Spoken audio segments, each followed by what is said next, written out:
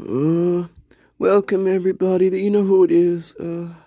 Master Nature was kind enough to let me start the live, and well, I have an announcement to make, okay? And have an announcement, guys.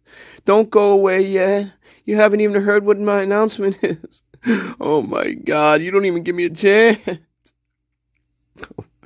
uh, it's really important, guys. Hey, listen. Well, I have a new name now, okay? A new one. It's kind of like part of my old name, but it's a new name, and I wanted to tell you what it was so you could address me properly going forward. I think that's important, all right? So here it is. I'm going to show you what it is, guys. Here it is. You ready? Is everybody ready? Master Nature, are they ready?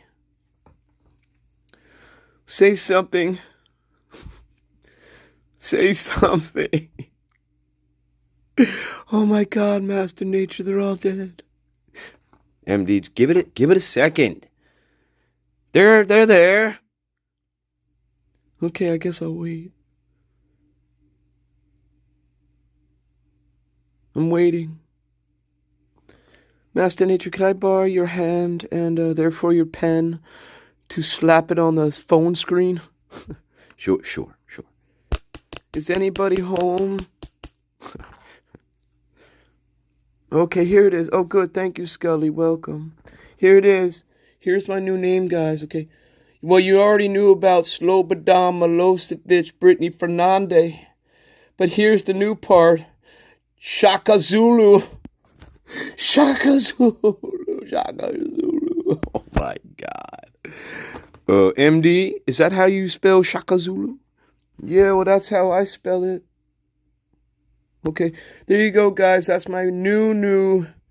Slobodan Milosevic, Brittany Fernandez, Shaka Zulu. There you go. I hope you like that one. Please don't forget it when you address me, okay? All right. Thank you, MD. I'm sure they're not going to forget that. And well, I'm just saying, that's another good way of getting around the IRS. Thank you, MD. You always have some words of wisdom, don't you? Yeah, I do, asshole, actually. You just don't listen. Thank you.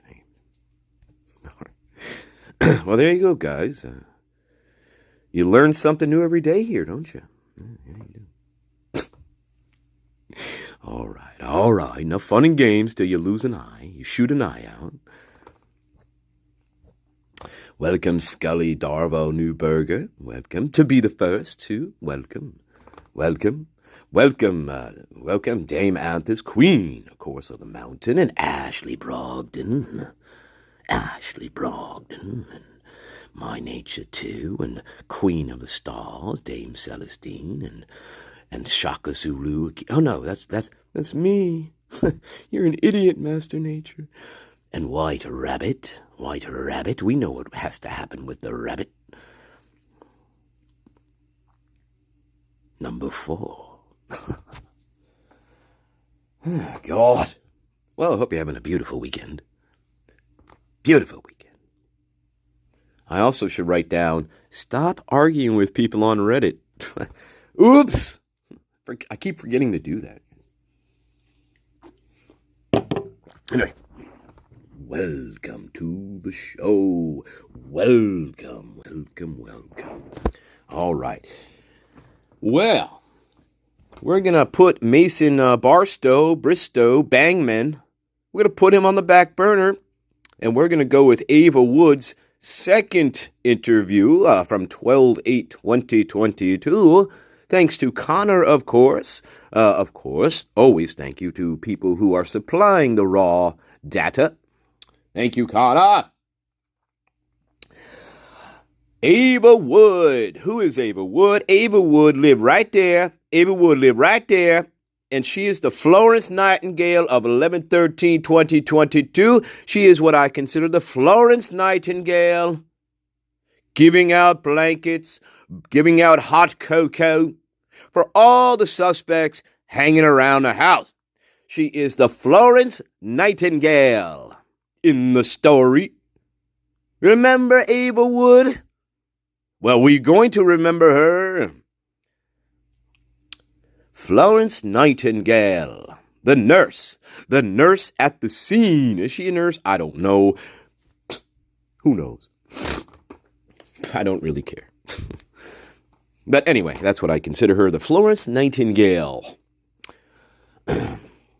What's wrong with that, Master Nature?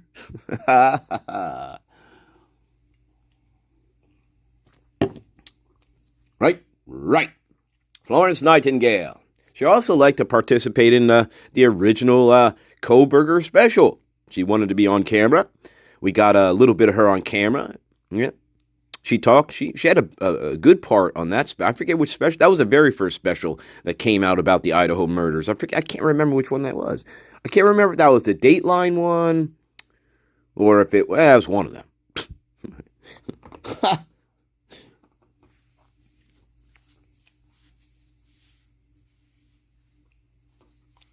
All right.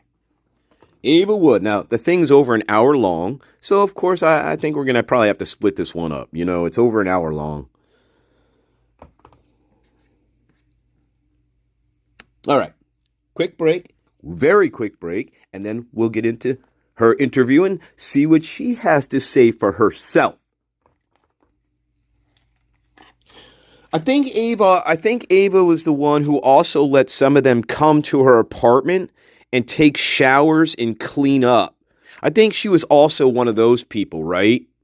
She let some of the suspects standing around outside the house, I think, come to her apartment and like change their clothes and take showers. Remember that? Yeah, wasn't that Ava Wood, guys? Wasn't that Ava Wood? Anyway, we'll find out. I think she was one of them. Yeah. What's going around my nature, too? About the coach, his wife, and Kaylee's 21st birthday. When she came over and had a headache, and they gave her something to help with the headache. You remember, like that? The coach's wife gave her something to help with the headache. Is that what you're talking about? Yep. I think I remember reading about that. Is there anything more in there about that? Right. The babysitting coordinator. No, the only thing I remember about that yet is that Kaylee came over there to babysit. She had a headache, and the coach's wife gave her something supposedly to help with the headache. That's what I remember about that. We'll see. Hey, if there's more of that, fantastic.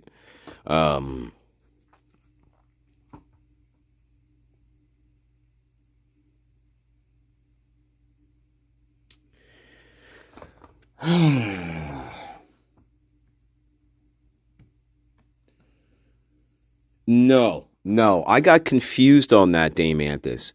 I got confused originally on that. It was James Patterson and Vicky Ward. Vicky Ward.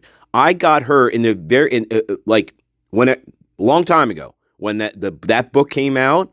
I got confused between the names of Ava Wood and Vicky Ward. I confused those two names. So no, but she did. I don't think she participated in the writing of the book. No, but she did. She definitely participated in the making of the special or making of the very first one or two specials about this case. She definitely was a participant in that. I think she was. I got to go back and look, but I'm going to leave it there because my memory's a little shoddy when it came to that, so.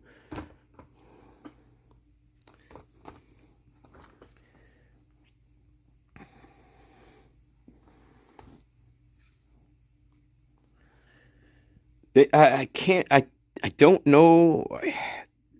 I can't remember. I know Ava participated in interviews, so I know that. But if it was the one directly, if it was the one directly related to the book, that Patterson and Vicky Ward wrote, then possibly. But I'd have to go back and check that out because it's been a long time. That was a long time ago. So. I mean, I'm not saying you're not right. I'm just, my memory of that is really fuzzy. Really fuzzy. And so much has come out since they put their book out that yeah. So that no, great point, great question, great yeah.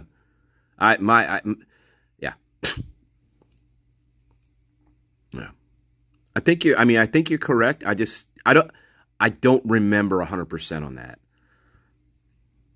Speaking of James Patterson and Vicky Ward's book, everybody should know, and I think my garden, you know, it's a complete work of fiction.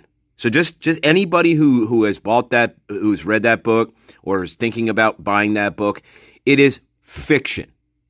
It's not nonfiction. It's fiction. Okay, just making that clear. I would never buy that book. I know it's a work of fiction, just like everything else that James Patterson writes in his how do I describe James Patterson? In his now I'm not I don't want to get into James Patterson's bullshit. I'm just saying it's a work of fiction. It's a work of fucking fiction. We know that. Okay, it's not a nonfiction, hard hitting, investigating, a journalism a kind of book. As far it's fiction. Just like you know what the interesting part about all this, guys, is that any one of us, think about this, any one of us, who has read all the documents, who has read or who has listened to all the interviews, who has looked at all the things that were released so far, you and I could write a book. Just like James Patterson wrote a book. You and I can write a book. Seriously, we could. All you have to do is research the documents, research the interviews. Any one of us could write a book on this case. Seriously, and I think we know that, and yeah. So there you go.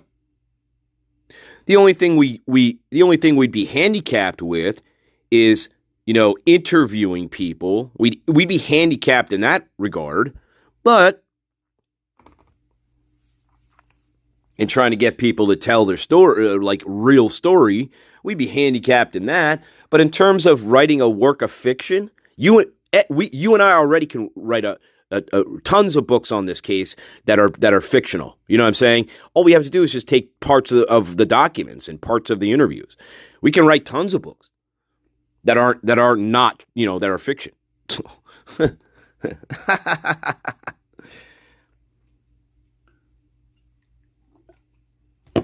I mean, look at Tom Clancy. Look at James Patterson.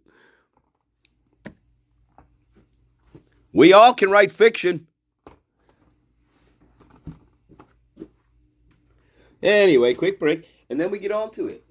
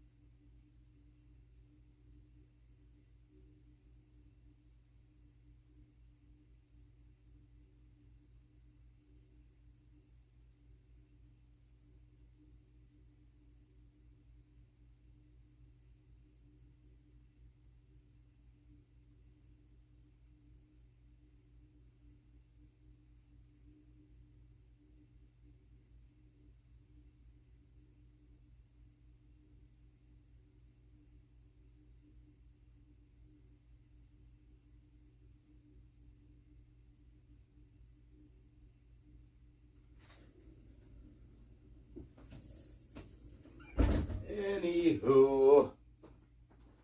Anywho, I try to stay away from formulaic writers. That's the word I was looking for. Formulaic. They're formulaic. Authors like Tom Clancy, Robert Patterson, they're considered formulaic writers. Tom Clancy, take a look. Tom Clancy's probably at the top of the list of that. So anyway, yeah. All you have to do is think of, well, okay, what's the setting?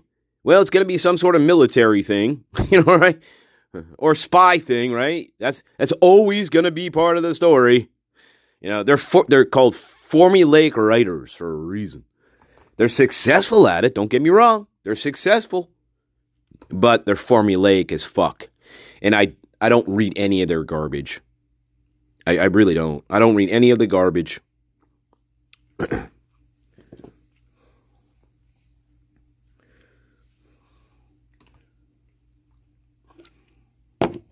Anyway. Now, give me a story about somebody time traveling back to Nazi Germany in 1939, and I might be interested in that. Give me a Connecticut Yankee in King Arthur's Court. I'd probably read that. I'd read that. I'd read the 9 Princes of Amber, baby. Roger Zelensky. 9 Princes of Amber. I read that. I might even read Neuromancer. Anyway, let's carry on. Welcome, Scott, UK metalhead. Are you living after midnight? Are you living after midnight? Scott K, UK. Are you living after midnight? Breaking into old, ancient tombs. I like you, Scott, already. I don't even know you. All right, here we go. Hey, I'm not saying they're not entertaining. I'm just saying they're formulaic. Here we go. This is for Idaho.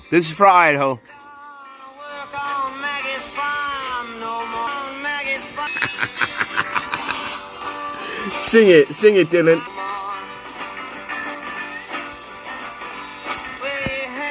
To get us in the mood. There you go. Welcome, Sir Equinox. Welcome, sir. Hello. All right. Hi, this is Ava. Here we go. Hello, Ava. Do I look pretty in this dress? Okay, here we go.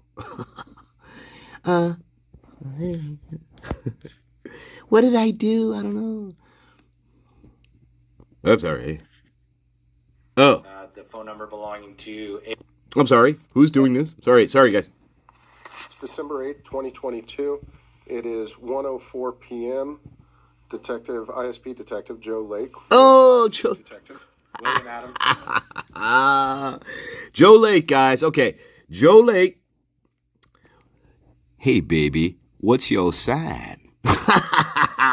Okay. Joe Lake and who else? And Will is preparing to dial. And Will is prepared. Oh, so this is a phone interview. Okay, phone interview. ISP phone interview. Hey, baby, what's your favorite color? Joe Lake. Oh, my God. I can already see where this is going. Because I have a daughter just like you, and you're really pretty. You're really pretty, by the way. Detective Will Adams. Thank you. Can I get out of here now? Good. I bet it's way sunnier and brighter down than it is up here. I have not even opened my window. Okay. Not gone on. Yes, I'm sure you're very right. I agree. Oh, here we go. We always hear more information about Joe Lake's life. So I'm here with my partner, Detective Joe Lake. Oh. And like I told you yesterday, I think that was yesterday. Sorry, my days are running together.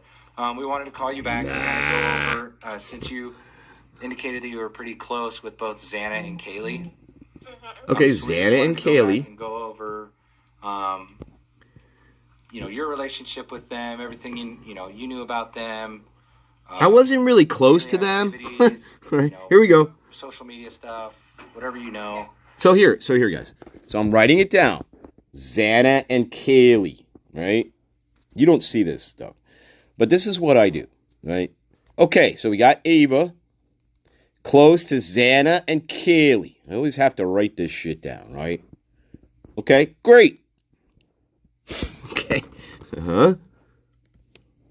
Here we go. And then work. Just basically, as much as you know about their lives from your place in their lives, as much about them as we can get. Okay. So. I don't really know them. This is Joe. Thank you for taking our call and spending time with us. We're gonna have a lot of questions for you. Oh God. And if let us know when you respond to the question. If you are on a first date, where would you prefer to go? Would you prefer to go to the movies or like go bowling? Yeah, we're gonna have a lot of questions, Ava. Okay. How well that is ingrained, or even give examples. Feel free, because that just helps us to understand things better. So, one thing that Will and I are working on is what's called victimology. Oh no. It's the in-depth study of our victims and our survivors, for that matter, too. Oh, our and survivors, we're just trying to understand them in depth. And it takes people such as yourself, that close friend, that really helps us to understand who they are, which can help us better understand who did this to them. Okay, sure. Yeah. Well, let's do it. Okay. Let's get that victimology going. So we'll start off how well, and we're gonna be talking about both Xana and Kaylee. Yeah. So when we ask you a question, just so that we can kind of keep things straight over here, and then in your mind as best you can, if we ask about family or friends, try to think of one person first and give us what you can on them, and then move to the next person. So I look so cute. Does that make sense? Yes. So I'll say Xana this or Kaylee that. So I'll make sure that I state their names prior to me explaining what I know. Perfect. So we'll kind of kick it off here. How much of the family members of those two did you know? So glad we're starting off with the victims. I do not know really any of her family members. Oh my God. I just knew them through conversation. Well, we're already starting off victimology extremely poorly. Because why are we starting off extremely poorly, guys? Because we could talk to the family members themselves. That's why. I thought we were talking about the victims first. But I could be wrong. Anything? Oh my God. And she was really excited to tell me that other than that, I never got the chance to... Unless you're suspecting one of the parents. Keely's sisters, anything like that. Whereas Xana's... Oh, dear. frequently come and hang out with me and Xana and all of her roommates last year. So I knew through passing and through Xana, I never got the chance to meet Xana's dad. Okay. So we're... Oh my God.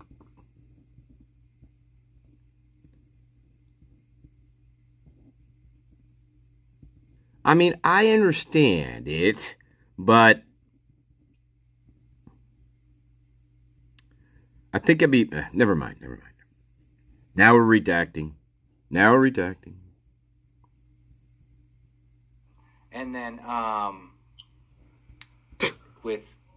Oh, man, there was a question that I had for Kaylee. With Kaylee, you never met any of her family members, but she was excited about her.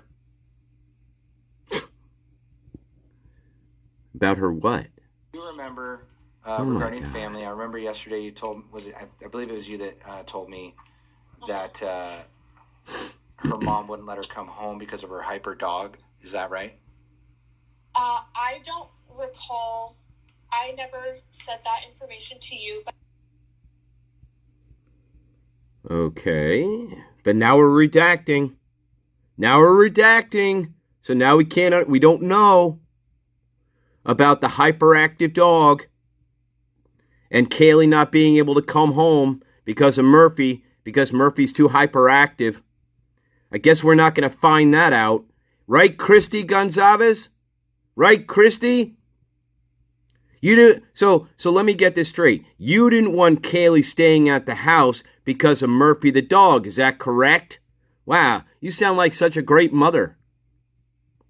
Because you had other dogs there. Right? Isn't that right, Christy? That's why Kaylee...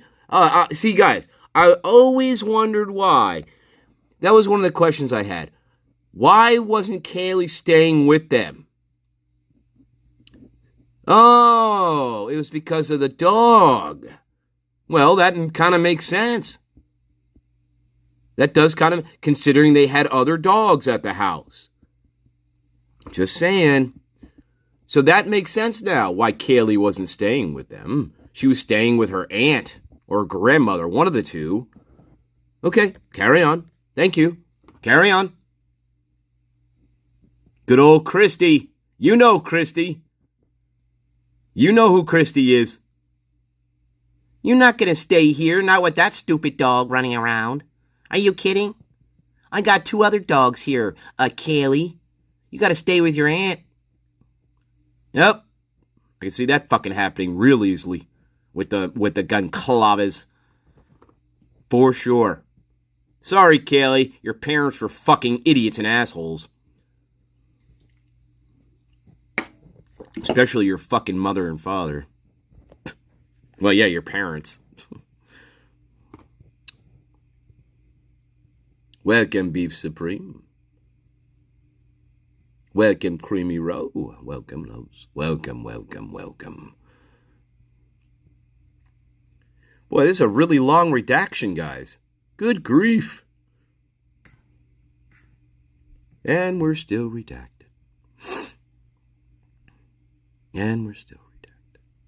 Boy, it's so glad we're hearing about the victimology. Okay. Okay.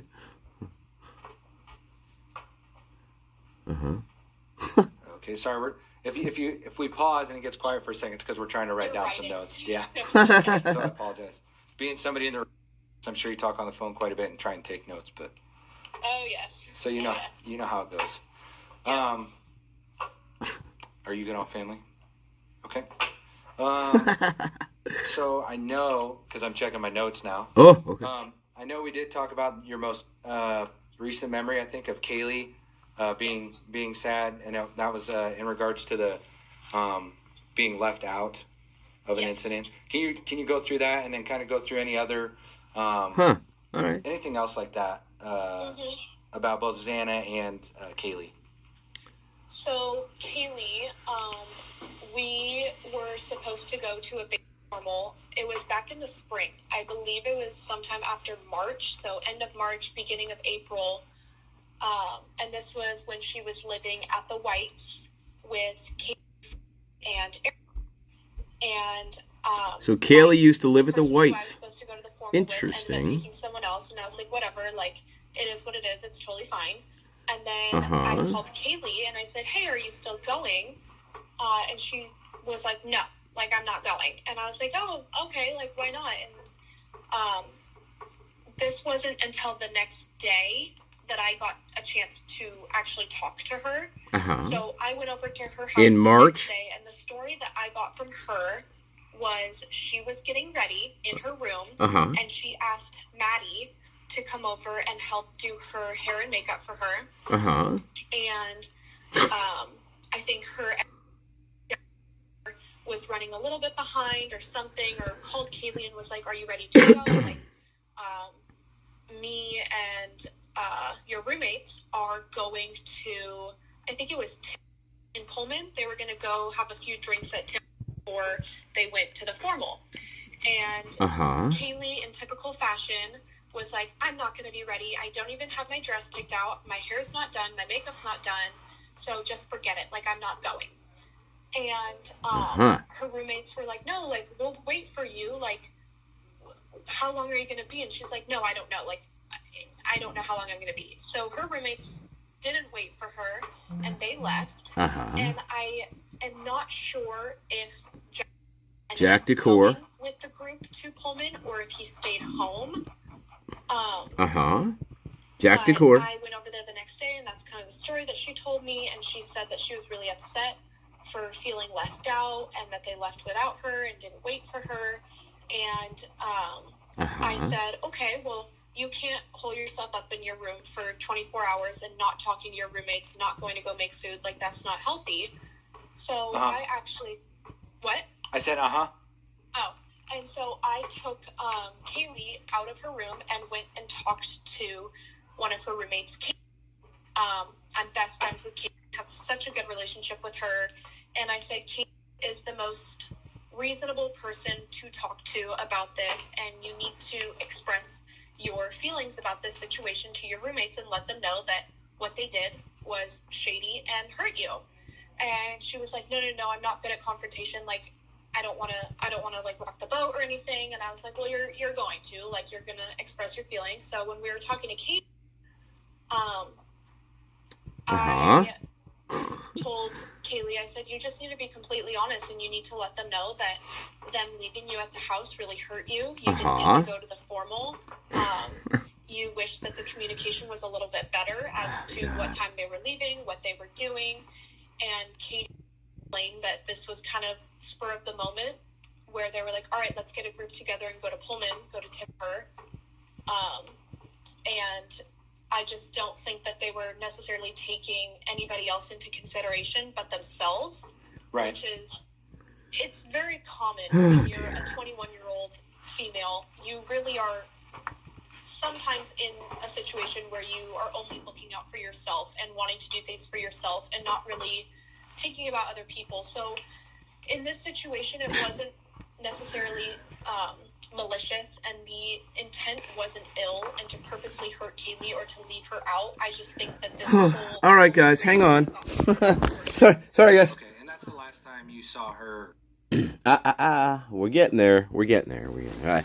I'm sorry, guys. I need to smoke like something here. No, hang on. Quick break. Sorry, guys. I'm still trying to. Sorry. I'm sorry. I guess we'll get to the point of this story. Let's get to the point of it. Hang on. Before I take a quick break. She was about to say what the point is. Or the last kind of interaction. Blown out of proportion. Okay, and that's the last time you saw her, or the last kind of interaction you had with her, that where you saw kind of how she handled a stressful, confrontational situation? Yeah, I would, yes. That was the last time that I ever saw her upset about something. And then the other, like, conversations, we kept in touch this summer. She called me, it was in June, and she said, I want you to come to my birthday. Like, is there any way you can get back to Idaho? And I love you. I miss you. I can't wait to see you when we go back to school. So we kept in touch, brief phone calls here and there, just checking in on one another over summer. And she never had said anything bad. This summer, she said she was happy. She was living life. And when we got to school, I saw her before the semester started. I went over to her house, and it was Kaylee and Xana that were home, and she asked me, come with me to go get a tattoo. And I said, I would love to. So Kaylee and Xana went to a tattoo shop in Moscow and got a tattoo. And do you remember which shop that was? How many are there in Moscow? I don't, but I know the name of the person who gave Kaylee her tattoo. Her name. I'm sorry, guys. I'm thinking of all kinds of things right now. All right, guys. Local. You said in Moscow? Yes. Mm-hmm. Bitch 1, bitch 2, bitch 3. No, I don't know. Bitches need stitches. Forearm right above the crease, like of her elbow on the front side, and it was a tattoo for her grandfather, and it was, I think, like 3 or 4 words. Okay. Like maybe walk in his steps or something that symbolized her. All right. Fantastic. Okay. And what tattoo did you guys get matching tattoos or kind of same? No. She just wanted us to come with her. I got a big schlong on me. Okay. What kind of tattoos you get, Ava? A big black schlong. All right, I'm sorry. And then the last. Master Nature. You really like to push the envelope on some things, don't you? You think you're funny. Big black schlong. Come on, Master Nature. Right. Sorry, Tyrone. I was just joking around.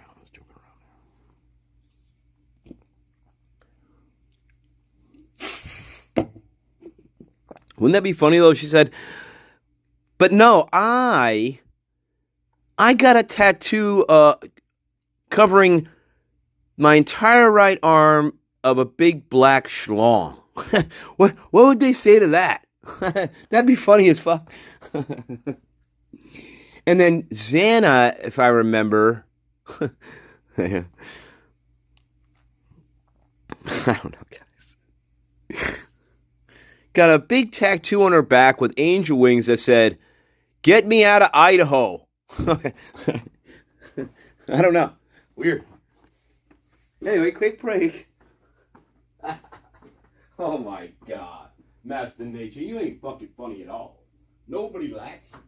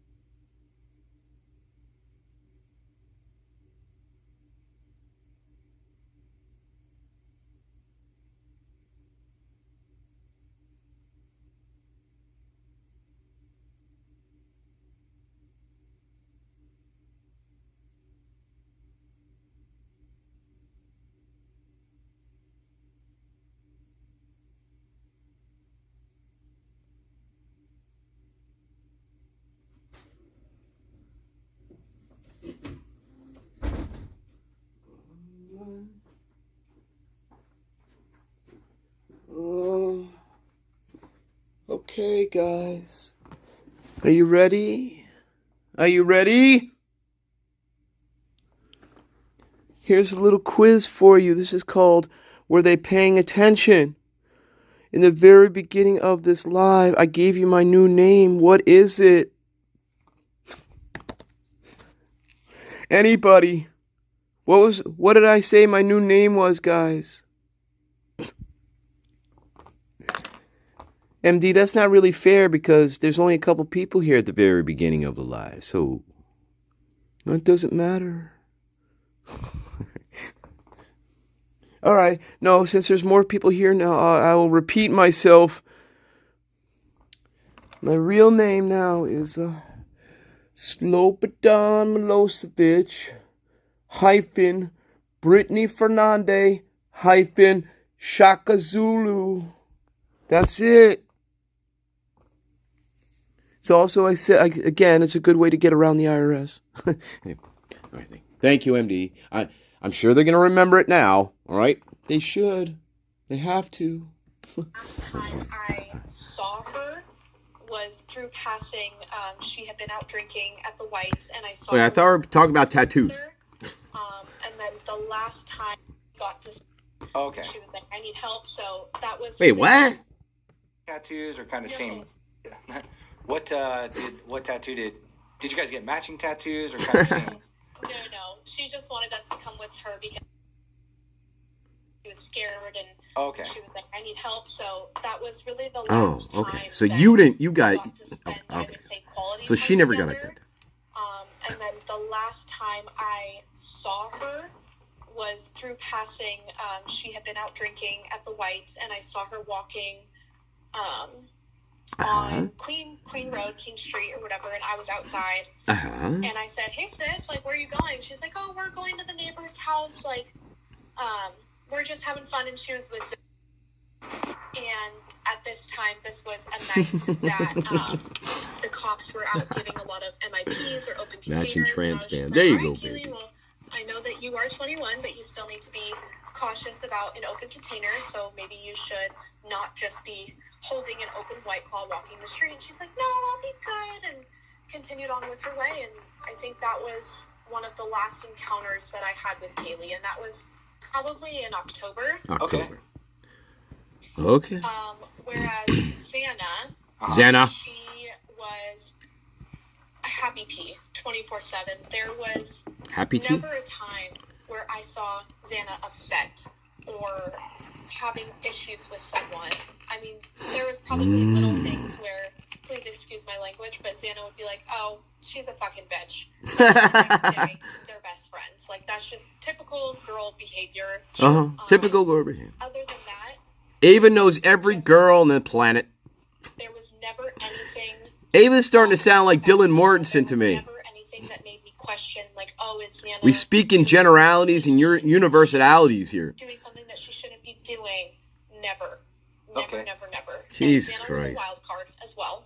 She's a wild card. What does that mean? She did like to drink at or at her house And do she cocaine was and always Adderall. looking for something to do to keep her occupied.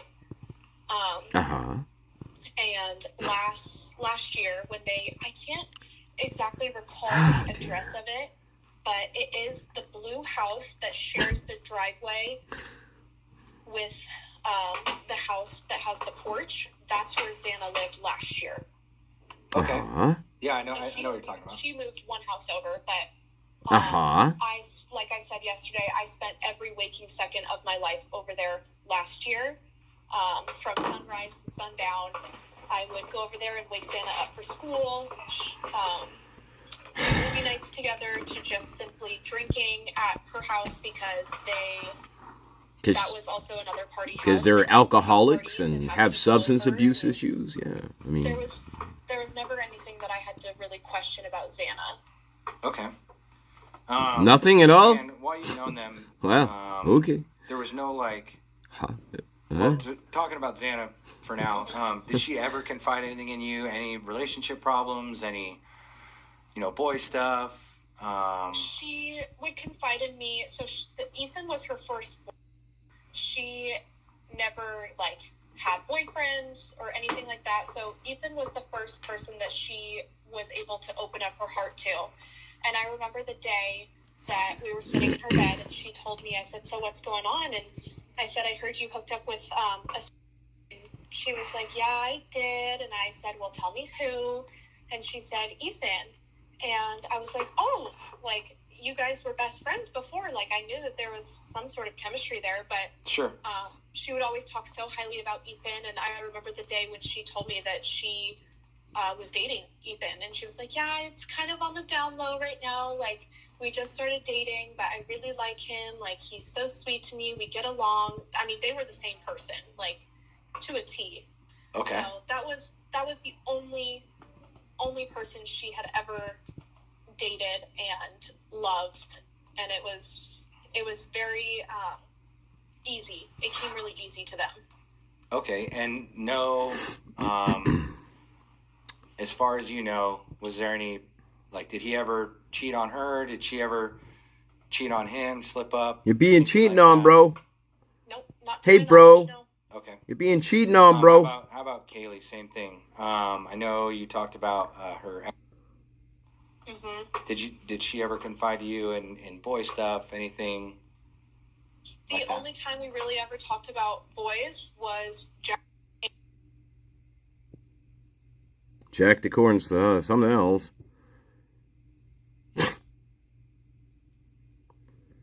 Oh my God. But nothing that was really out of the ordinary. Like, typical Kaylee behavior, she would get upset about something and blow it completely out of proportion and be like, "All right, Jack, well, I'm not talking to you. Like, we're on a break." Okay. And Jack was very calm with her, very down to earth, sweetest boy ever. And he would always be like, Kaylee, we need to talk about this. Like, you can't just all of a sudden throw your emotions at me. So they dated for a while, and over summer, I asked Kaylee, I was on FaceTime with her while she was hanging out with my best friend. And I said, so, like, how are you and Jack doing? And she goes, oh, you haven't heard? And I'm like, no. And she goes, Jack and I broke up like 2 months ago. And I was like, oh, like, why? And she goes, kind of the same reason why you and your ex broke up. Like, we grew apart. We started becoming more friends than girlfriend because we had dated for so long. And she said it was just easier to kind of focus on myself for a little bit and focus on my plan since I am graduating. I know that before it was over summer, her and Jack were still dating, they were talking about moving together, whether it was to Charlotte or Texas or anywhere outside of Idaho. They wanted to move together. I see. They did have a really good relationship, and he loved her. She loved him. They were. Doesn't sound like it. Doesn't sound like a good relationship to me at all. The things that she said about him and he said about her. Okay. And so after her and Jack broke up, when about do you think they broke up? I would say towards the end of summer, so maybe end of July, August. Right. Okay. That fits. That fits. Because I know that they were still dating by her birthday, and she was born June, so June, I think, 9th or 8th is her birthday. And I know they were still together. So Dang. It must have been. I gotta put my hand down for a second. Jesus. Get your hand out of your pocket. All right. Stop it. That's the nature. Get your hand out of your pocket. What does this look like? This is a family-friendly show. All right. Thank you.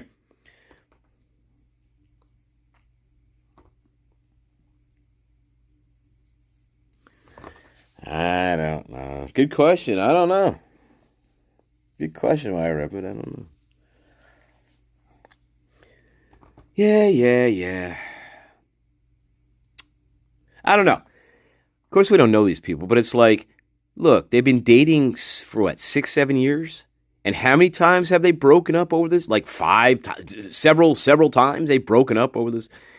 The relationship to me doesn't sound like it was very healthy. Like the entire, you know what I'm saying? It's just, it sounds like it was dysfunctional. I mean, whether it's Kaylee, being whatever, or Jack or whatever. It doesn't sound like it was a functional relationship. Maybe in the beginning, or maybe there's pieces that were functional, but the entirety of the relationship sounds like it was a big clusterfuck. So, yeah.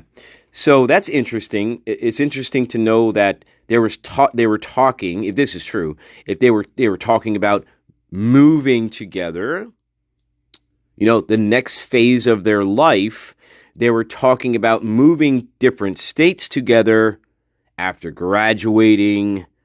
And it's interesting that Kaylee totally cut that off from Mr. Jack Decor and said, nope, we ain't doing that. I'm going to be moving, but not with you, my friend. Nope. And again, it goes back to, I wonder how Jack Decor felt about all this. How did he feel about it? Like, really felt about it. Not what these fucking people say. Yeah, Jack's cool. Jack never got upset. Jack this and nah. No, I really want to know how Jack Decor felt about being treated like pretty much a little toy. I wonder how he felt about that. I really do. And of course, we're not going to know because Moscow police, they did not ask these probing questions. ISP never asked these probing questions or even tried to goad him into any type of emotional reaction. They didn't even try to goad him. Like, hey, man, do you like being a cuckolder? You know? They didn't even try to, like, goad him into reacting. Which is another problem with, of course, we know these aren't real homicide detectives. But I'm just saying. You know, I would probably maybe poke him a little bit with a stick.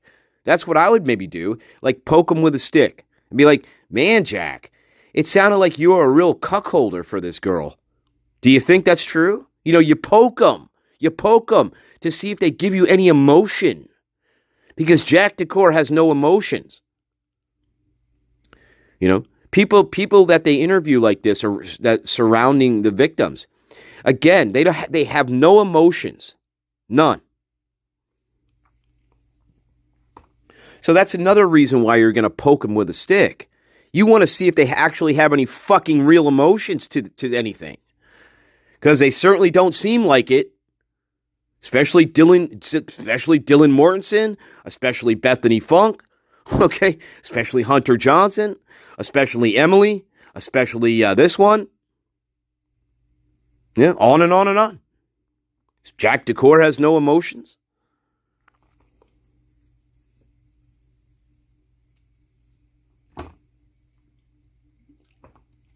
Anyway, quick break. Rest the arm. Rest the arm. Oh.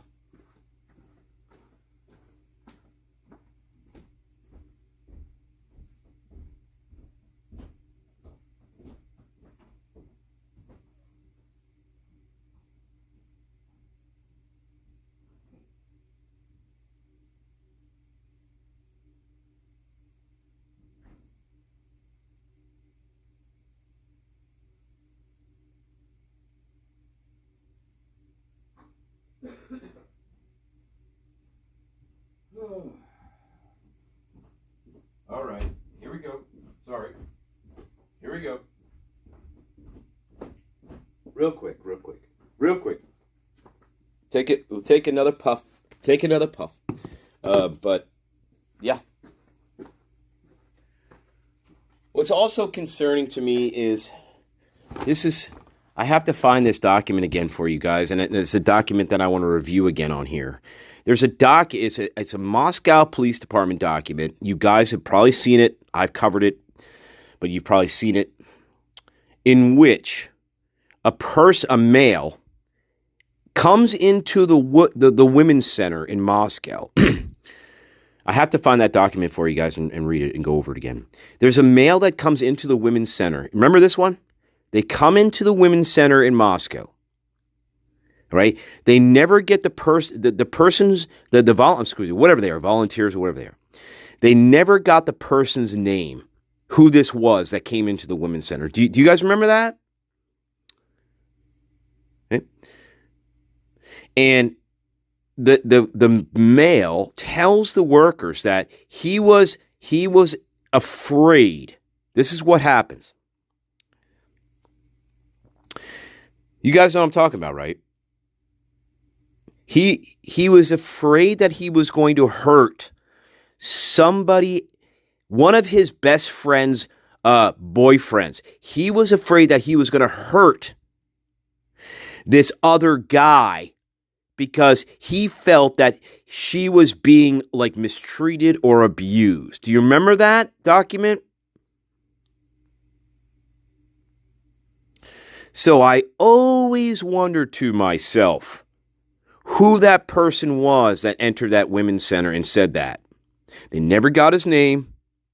And I always thought to myself, I always thought that could have been Jack Decor. Always. I always thought that was Jack Decor that entered. Yeah. Because Jack Decor, in my opinion, was not okay. He was depressed. There's a part of the documents where it's alluded to that he was suicidal, depressed, upset about what was going on with his relationship with Kaylee. And I do believe that he was the person that went to the women's center. I do. I think that was him. Yes, Jack. Yeah, I'm sorry. Yes. Yes, sir, Equinox. Yeah. But then again, They never got this person's name, of course. But yeah. So yeah, we gotta look at that document again, because that's a very important document in this case. And remember, that would fit because Kaylee at this particular moment in time, she was dating somebody else. She was. Yeah. And she might have had another person on the side as well, along with her dating somebody else too. So, good afternoon, Satire. Good afternoon. Good afternoon. But yeah, that's a very fascinating document. A very fascinating Moscow Police Department document. I want to look at that again with you guys. Yeah. He comes in, he sits down, he tells one of the volunteers, he says, I'm kind of like afraid I may hurt this boyfriend because they're not, they're like either abusing this girl or they're not, something's going on with the girl that is his friend. And that he was afraid he was going to hurt this person. So, yeah, I think we should look at that again. And again, I do believe, I have no proof, but I feel that was Jack DeCour who went into the women's center that day. Yep.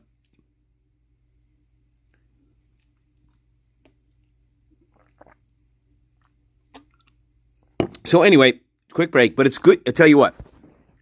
It's good to hear Ava Wood give us a little bit more history here. So that's good. It's good to hear that she was not going to move anywhere with Jack DeCour. That's important to hear that. Kaylee, again, what do we know about Kaylee? Kaylee was getting the fuck out of Idaho. She was getting out, baby. And she was going to Texas, and that was it.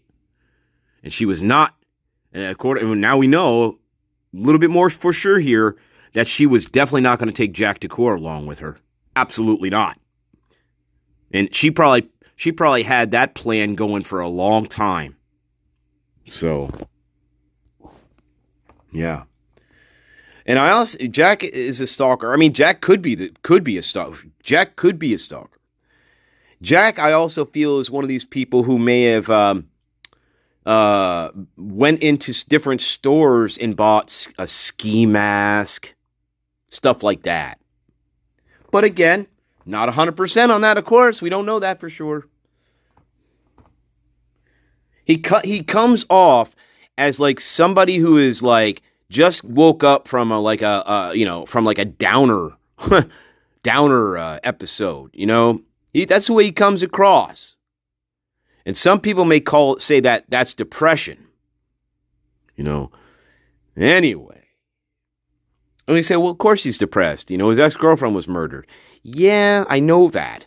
But I got a feeling he was like that way before, too. She was murdered. Yeah. And also nasty. I also feel Jack DeCour is a nasty little fucker before Kaylee was murdered. Nasty little fuck towards her. And I believe he was. And I believe there's text to suggest that he was a nasty little prick. So Jack DeCour is not an innocent little fucking angel in all this. So let's make that very clear. And Jack DeCour was still the primary suspect for a very long time in this thing. Very long time. He was still at the top of the list, baby. Yes, he was.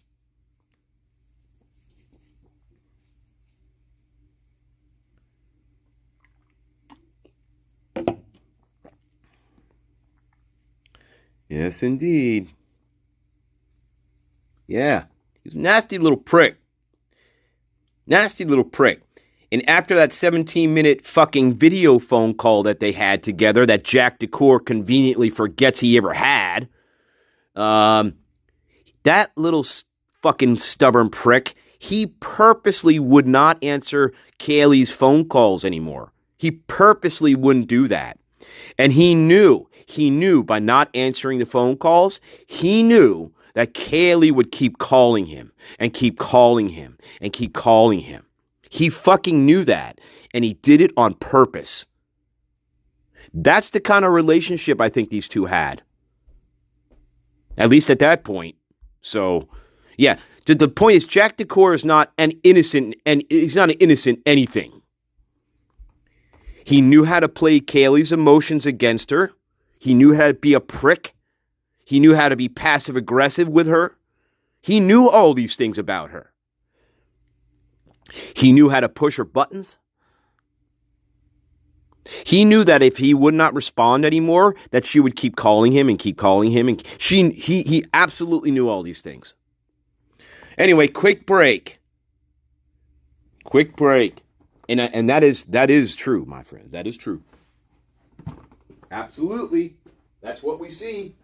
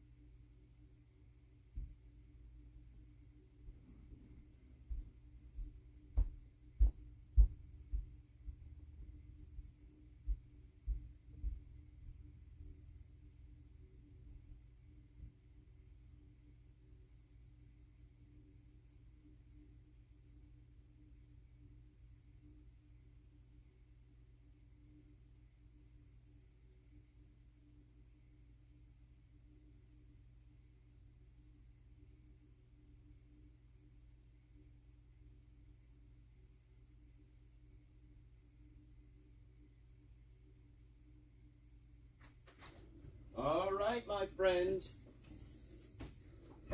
All right, my friends.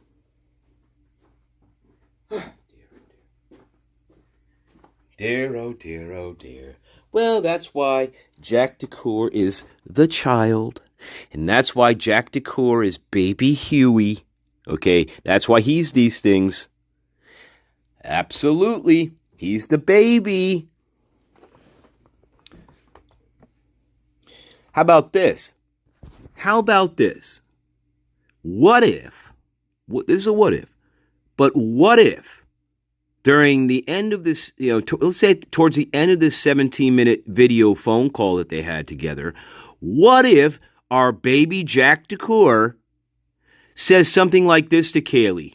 Hey, Kaylee, if you go to Texas, I think I'm going to jump off my roof. Or, hey, Kaylee, if you go to Texas, you're never, I'm just going to jump off a bridge. What if he said that to her and then hung up the fucking phone? And then that prompts her to call him back like 17 times over again. And not only that, that also prompts Maddie to call him several times to get a hold of him. What if that happened?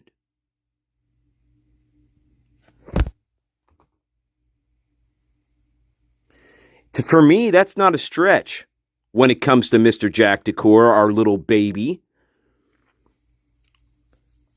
He knew how to manipulate Kaylee. He knew how to manipulate her. And he knew how to play on her emotions. And so it's very easy for me to see somebody like Jack DeCour, our little baby child here, to start making threats of self-harm against himself, right? Self-harm. And so that prompts Kaylee probably to panic a little bit, and start calling him back obsessively. And then she tells Maddie, hey, he's not answering again. So Maddie tries to call him to get him back on the phone. I could see that happening very easily with Jack DeCour, the little fucking baby. Absolutely. I can see that 100% clearly. Yup. No doubt. No fucking doubt in my mind. No doubt. Sometime after that, between July and August. Okay. And welcome, Kiss Me Where IP. Welcome, Eric. Still single, right? Or not with Jack. Was she putting herself out there? Was she seeing guys, dating guys? Yes. Not at all. To my knowledge. Bullshit. She was someone who was very content with her life and was content. That's bullshit. We know that's bullshit. And wanted to focus on her. And we know that's wrong. She never really threw herself at guys. If anything, if a guy hit on her, she was kind of more so the type of person that was like, "Oh, ew." Like, so like no. No. See again, no. We know that's just not true, guys. We know that's true. Other people have contradicted that. Along the lines, but she never made it known to that person that she again. I think again, and when it comes to talking to these people, they always think that they know the person much more than they really do. Okay, Ava is no exception here. Ava's no exception. We know for a fact from other people that Kaylee was indeed dating somebody else. We know for a fact that there was at least 2 guys involved in her life up until the time of the murders. Okay, Ava is just flat out wrong here. Again, this is a situation where people think they know these people better than they really do. Okay, Kaylee is not confiding in Ava at this point about anything. Okay, so Ava's just flat out wrong. She is flat out wrong. Okay. But she was, yeah. There was. You're wrong. So I guess you're wrong. I'm trying to understand that. So everybody knows everything. If a guy comes up to her and he hits on her or gives her a pickup line or whatever, and she's not interested. No, we ain't doing that. Like, the response would be, ha ha ha, oh, that's so sweet, or that's so funny, and try and end the conversation right there. Okay, but she just wouldn't be like, ew, no, and then walk away like. No. That is not Kaylee. No. Okay. So what if it is? So she was just nice about it. So what if it? Hey, so what if it was? So what if she did that? So what if she said, "Ew, you look like a fucking inbred Idaho potato. Get away from me." So what? So what? Why do you look like you got into a fight with a grizzly bear? Get away from me. Mm-hmm. Who cares? I'm gonna go find my girlfriends now. Like, it was nice talking to you, or whatever.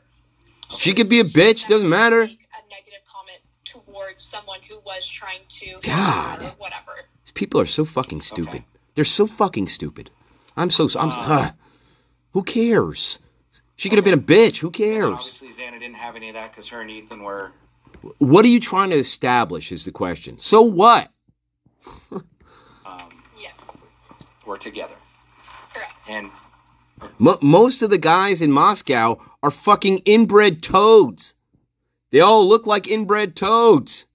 As far as you know, yeah. Well, what the fuck? Very much committed to it. They're all fucking inbred drunks and alcoholics.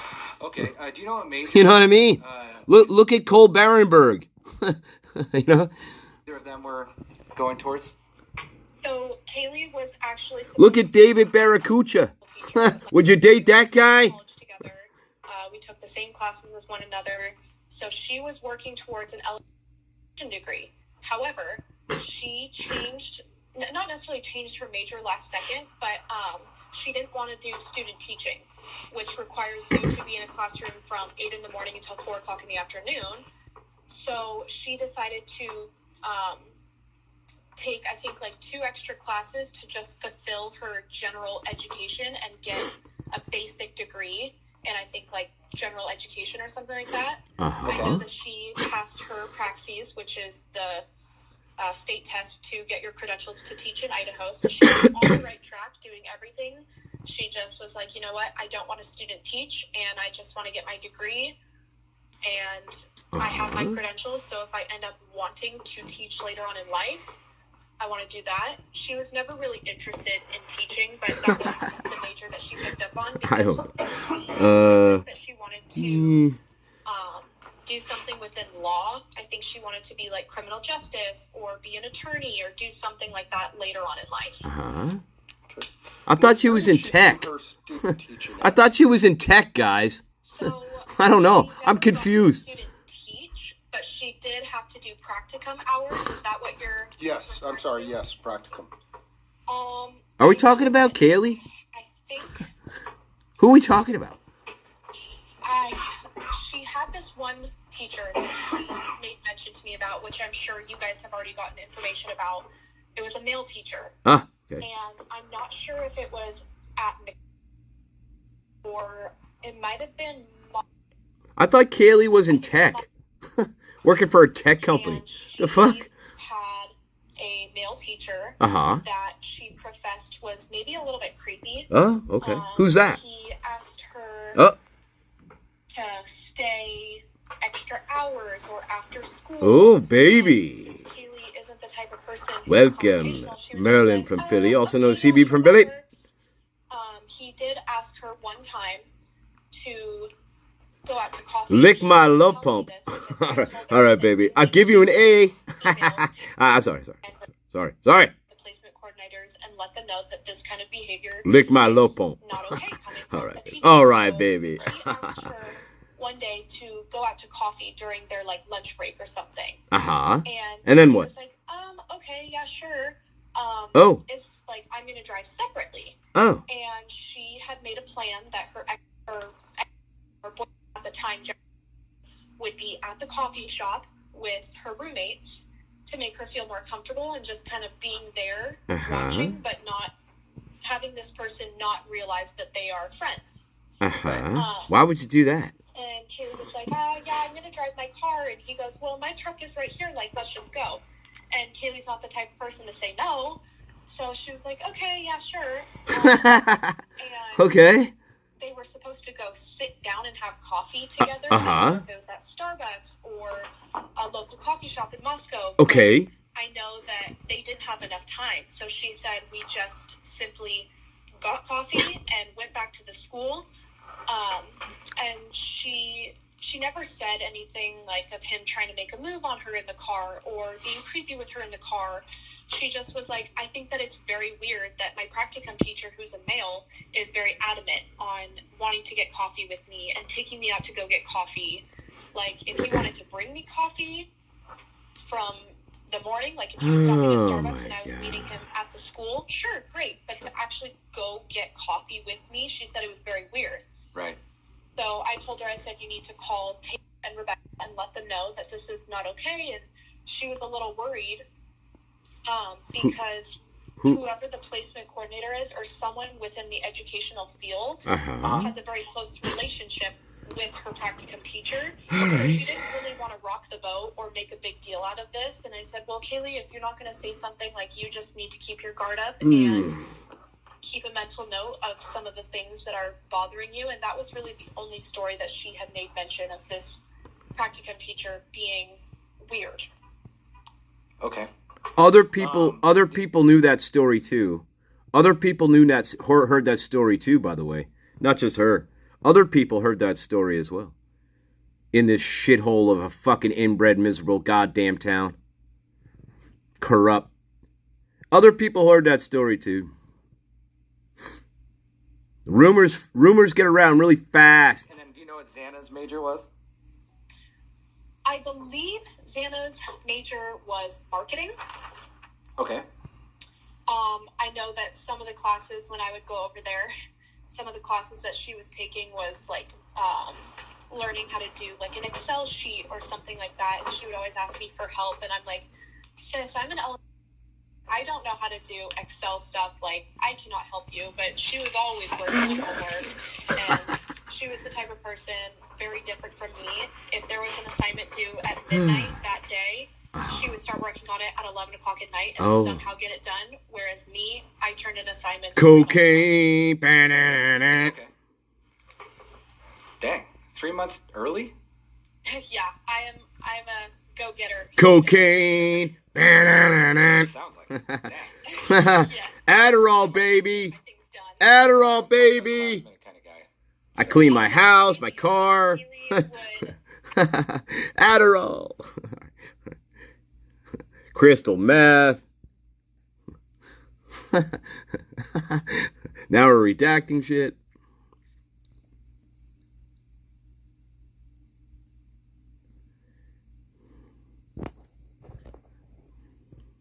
And we're redacted. Fantastic, guys. Fantastic. We're redacted.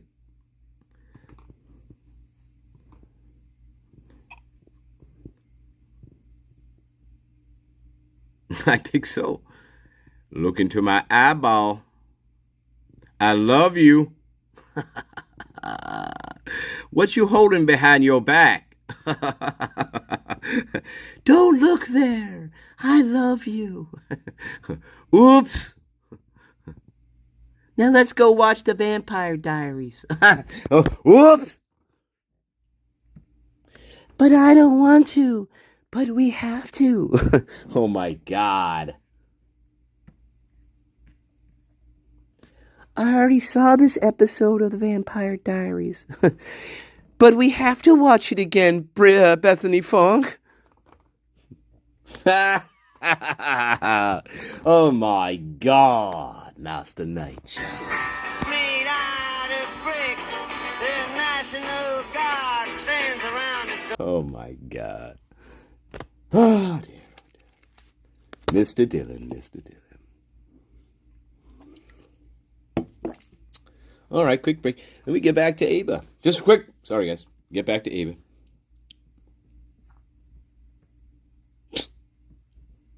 We're still redacted. Are we still redacted? Yes, we're still redacted. Sorry. Here we are. Here we are. Here we are. Here we are. Still redacted. All right. Got to show. I like to show the redaction. I like to show it. Okay. Oh, there we go. Oh, we're back. Moving on just a little bit. Extracurricular stuff like hobbies. All right. All right, guys. Oh my God. All right, yeah. That's a good. Take a quick break. Getting back to extracurricular activities.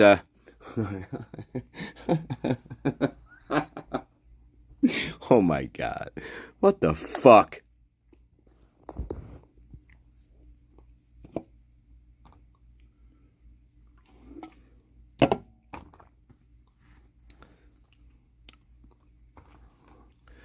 Yes, indeed. Yes, indeed. Yes, indeed. All right. Hang on. Hang on. Hang on. Hang on. Hang on. Hang on.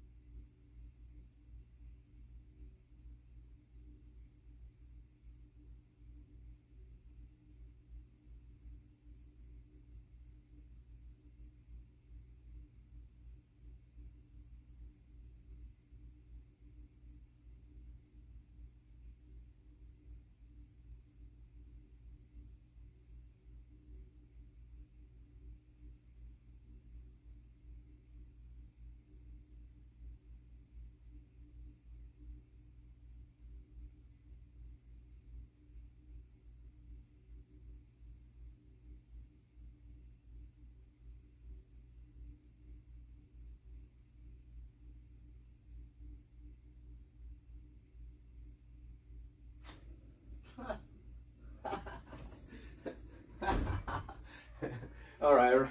Wait a minute. Wait a minute. Wait a minute. Wait a minute, guys. Wait a minute. Just wait a minute. Just wait a minute. Just wait. I gotta show you something. I gotta find it first. But I really want to show you something. I really do. Just to refresh your memory. If I could find it. Now, it may take me a little bit. Hang on. Bear with me. Bear with me. Yeah.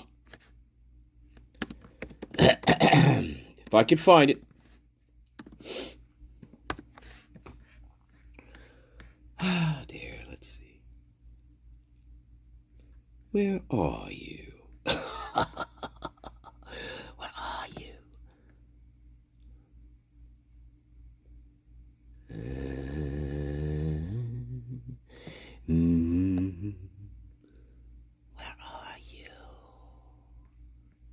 Show me yourself. Show me yourself. Do I have to go on Facebook and get and find it? God, I really would want to.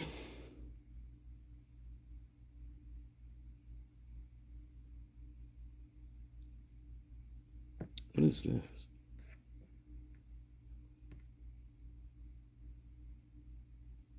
What the fuck is this?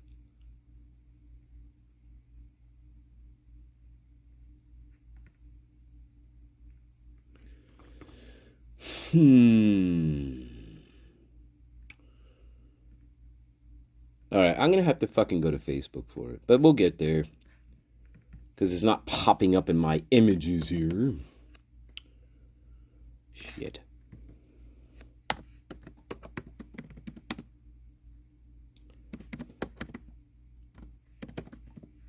God damn it.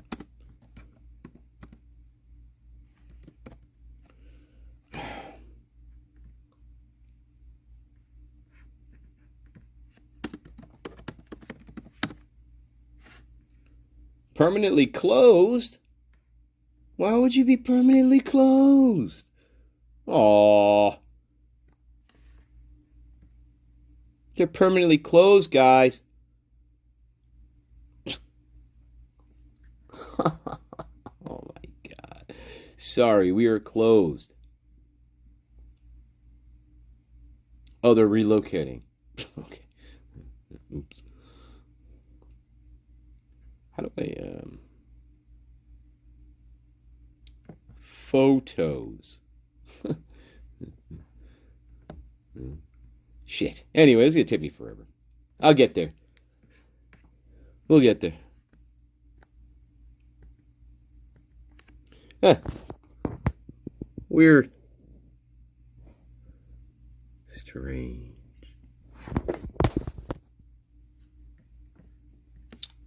Yeah.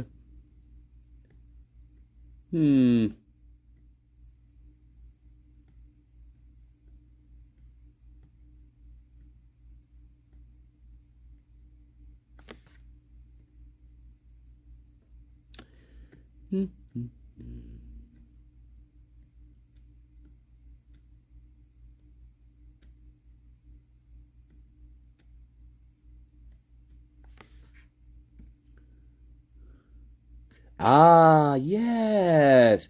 Here it is. Remember this one? Yeah. Here. You remember this one? You remember this guy?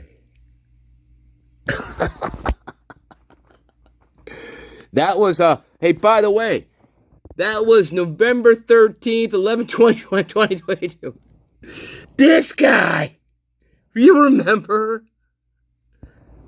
Hey, baby, can I dance with your dates? Hey, baby, what's your sign? You want to go out on a date with me? All right.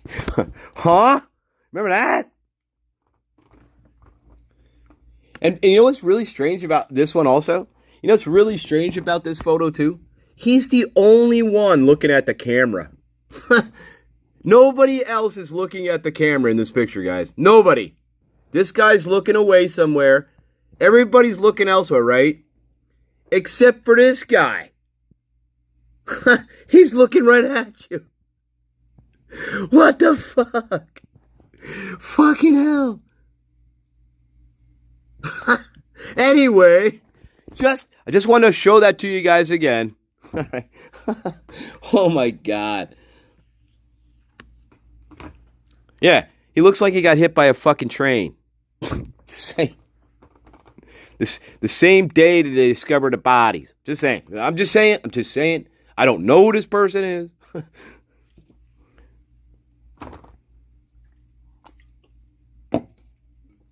Fucking weird, man. Just weird shit. Weird fucking shit. And actually, I thought I saw that girl before, but there's a lot of faces that look very similar to each other. You know what I mean? They all kind of look the same fucking way, don't they? They're all wearing the same kind of hats and the same fucking bullshit and the same, we're all fucking deer hunter kind of bullshit here. Yeah, there you go. Just saying.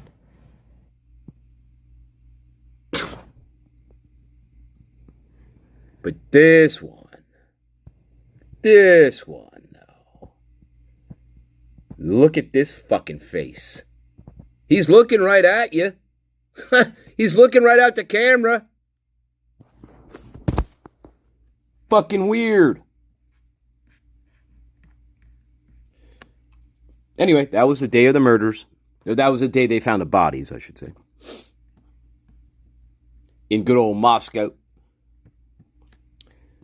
What did they like to do, I guess, outside of parties and drinking? Go to Taco Bell.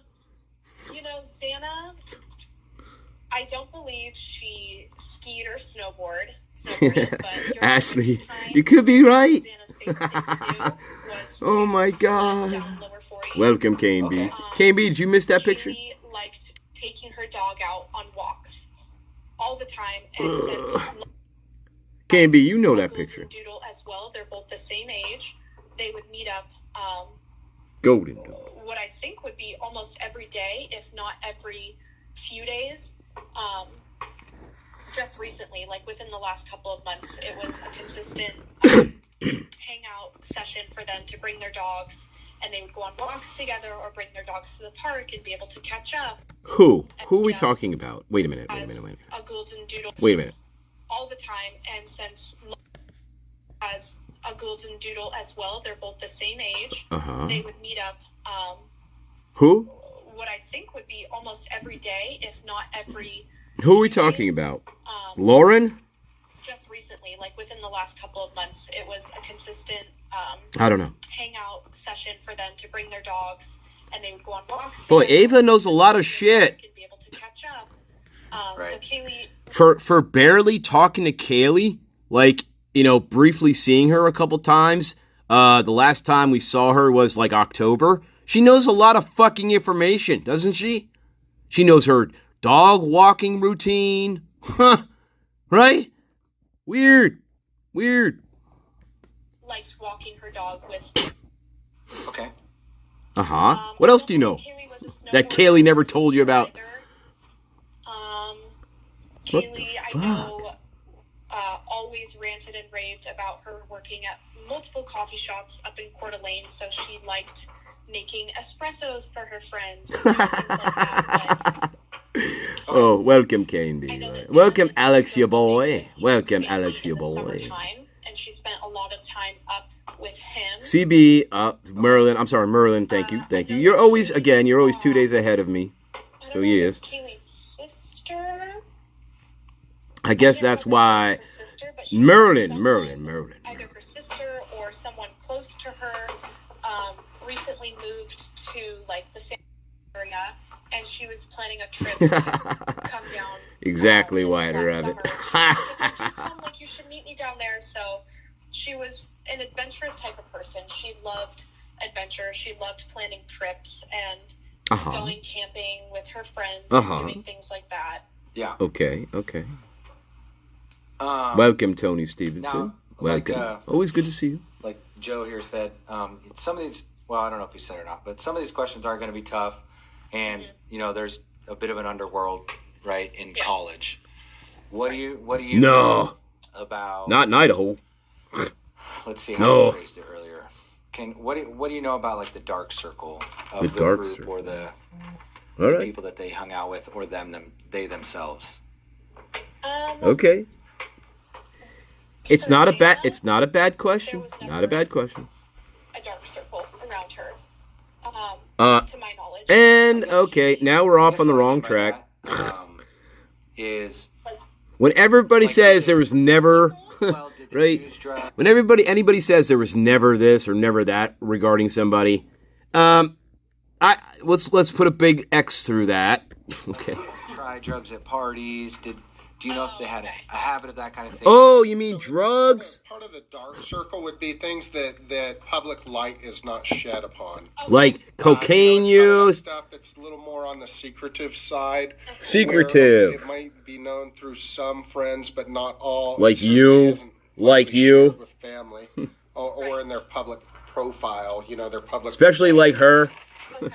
Because she'd probably tell everybody. Last year, when I was constantly over at Santa's house, I know he has tried drugs before. I believe she's done cocaine a few times. Cocaine. It was never something that was a regular pattern for Xana. How do you know that? How do you know that?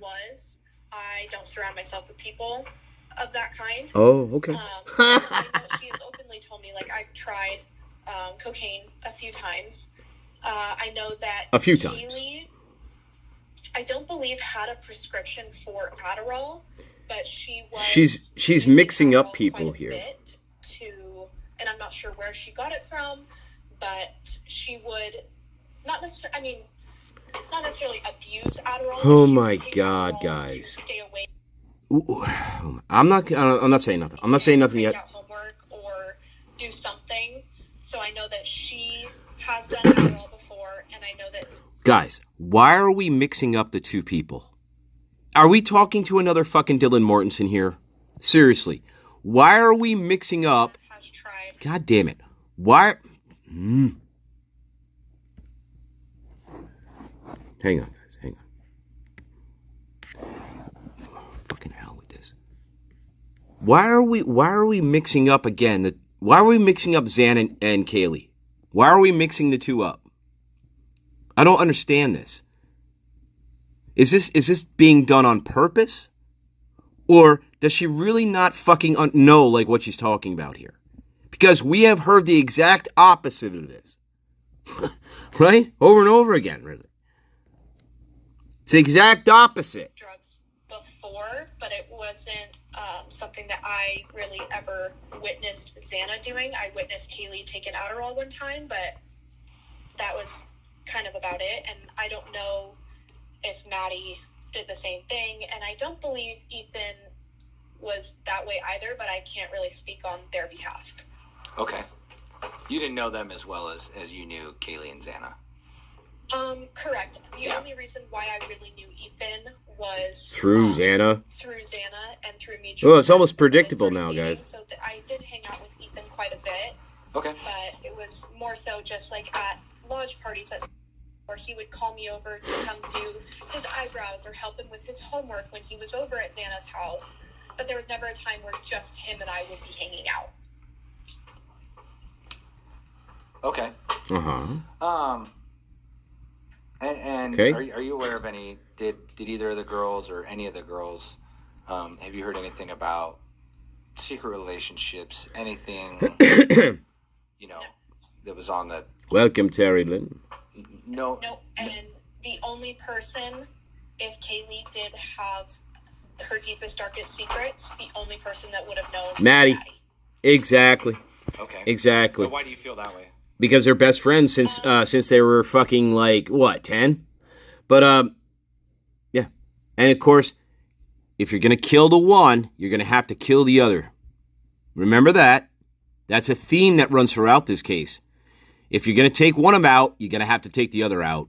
Because they share each other's secrets. So that's a thread here that runs throughout this. We've talked about that before. Kaylee and Maddie know each other's secrets, right? So if you're going to have to take out one of them, you're going to have to take out the other one too. It doesn't matter. It does not matter. If you're planning to kill one of them, you're going to have to kill the other one too. You cannot leave one of them alive with the secrets. See how that works? Yes. That is a theme that runs throughout this fucking shit. Just saying. Because that was her best friend. She was able to tell Maddie everything. Everything. Judgment, and Maddie would never go behind her back or do something. Remember? To everything. whereas Xana didn't have secrets, at least to my knowledge. She was very open with me.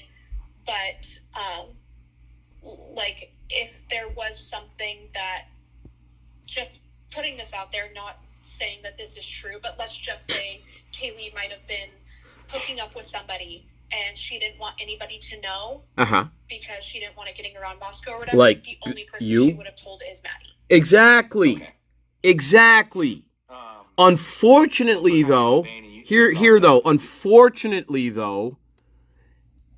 unfortunately though, Maddie, and this is just, hey, I'm just going with the logic here.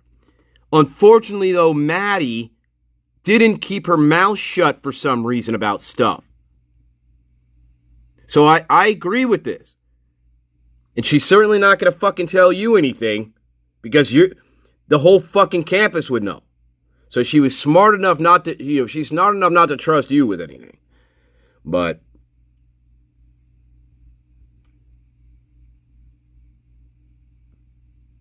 the fuck? Oh, God. The fuck? No. So, but if, unfortunately, though, now, whether that all came out, whatever that conversation was between Adam and Maddie that night, we don't know what came out of that conversation, okay? All we know is Maddie says, I told Adam everything.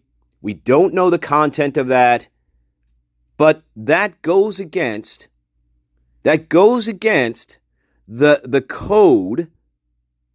This is what we do know. That goes against the code that Kaylee and Maddie had with each other. We're not going to tell secrets to people, right?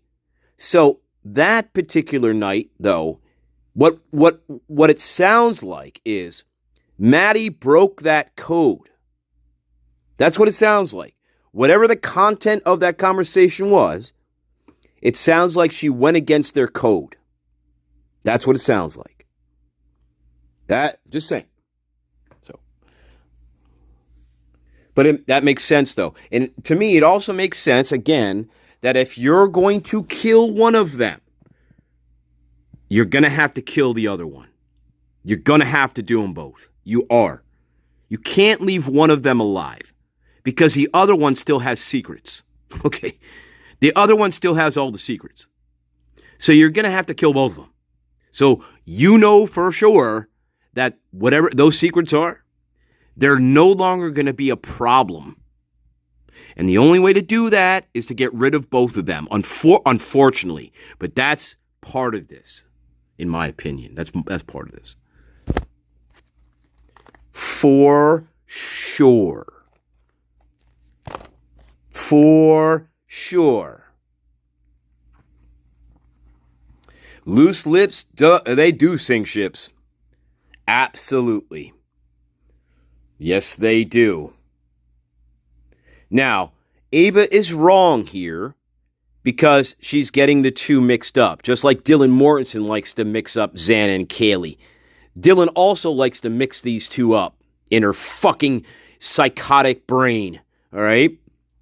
We know that. We've seen that. We've seen Dylan mix up Xana and Kaylee.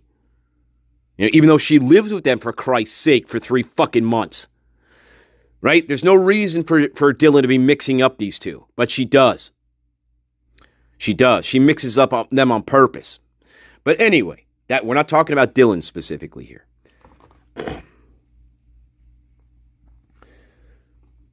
But, yeah. Oh, yeah, they're all covered up. They're all covered up. Just like me feeling guilty for murdering them. You know, nah, not this case. Guys, not this case. That couldn't possibly be in this case, guys. Oh, no.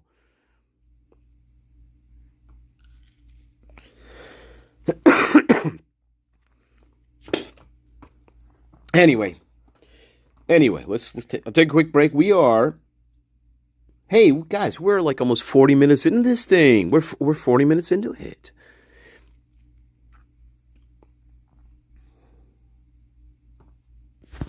Yeah. We'll get there. And CB, well, yeah, we'll get there. We'll get there. In the very beginning of this interview, Joe Lake and the other one said, we're doing victimology. So we're gathering information about the murder victims and, quote, unquote, the survivors. So if it's true that they never ask about Dylan and Bethany, that's a problem. That's a big problem. Unless there's like another interview with her somewhere. I don't know.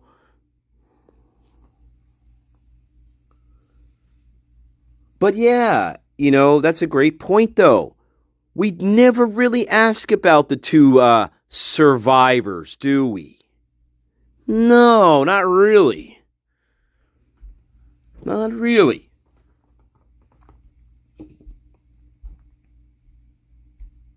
Thank you, Kane B. Like and subscribe. All right, quick break. We'll get back to Maggie's Farm. All right, Maggie's Farm. Maggie's Farm.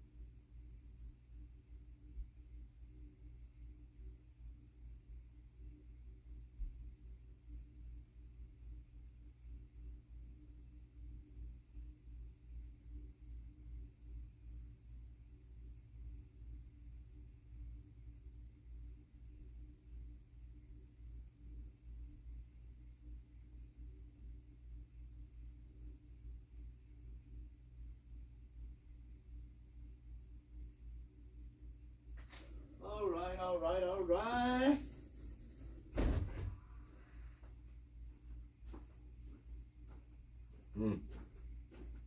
How? I was thinking about this, guys. This is crazy. No, it's not crazy. Nah, we'll get there. Well, no, forget it. We'll get there. I don't want to mix too many things together here. Here we go. Let's carry on with Ava. Have you ever heard any rumors like that about Kaylee or Xana? About what? What kind of rumors? The only person she would have told is Maddie. Yeah, exactly. Okay. Yeah, about dating people, right?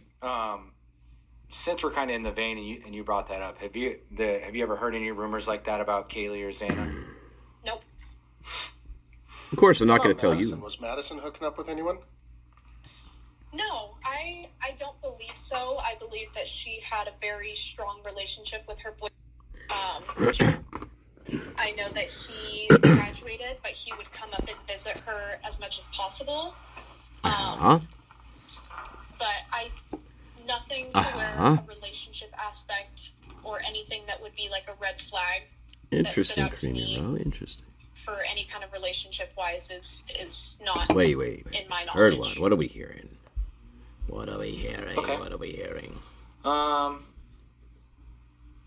So you haven't really heard anything negative or bad, and what I mean, and nothing.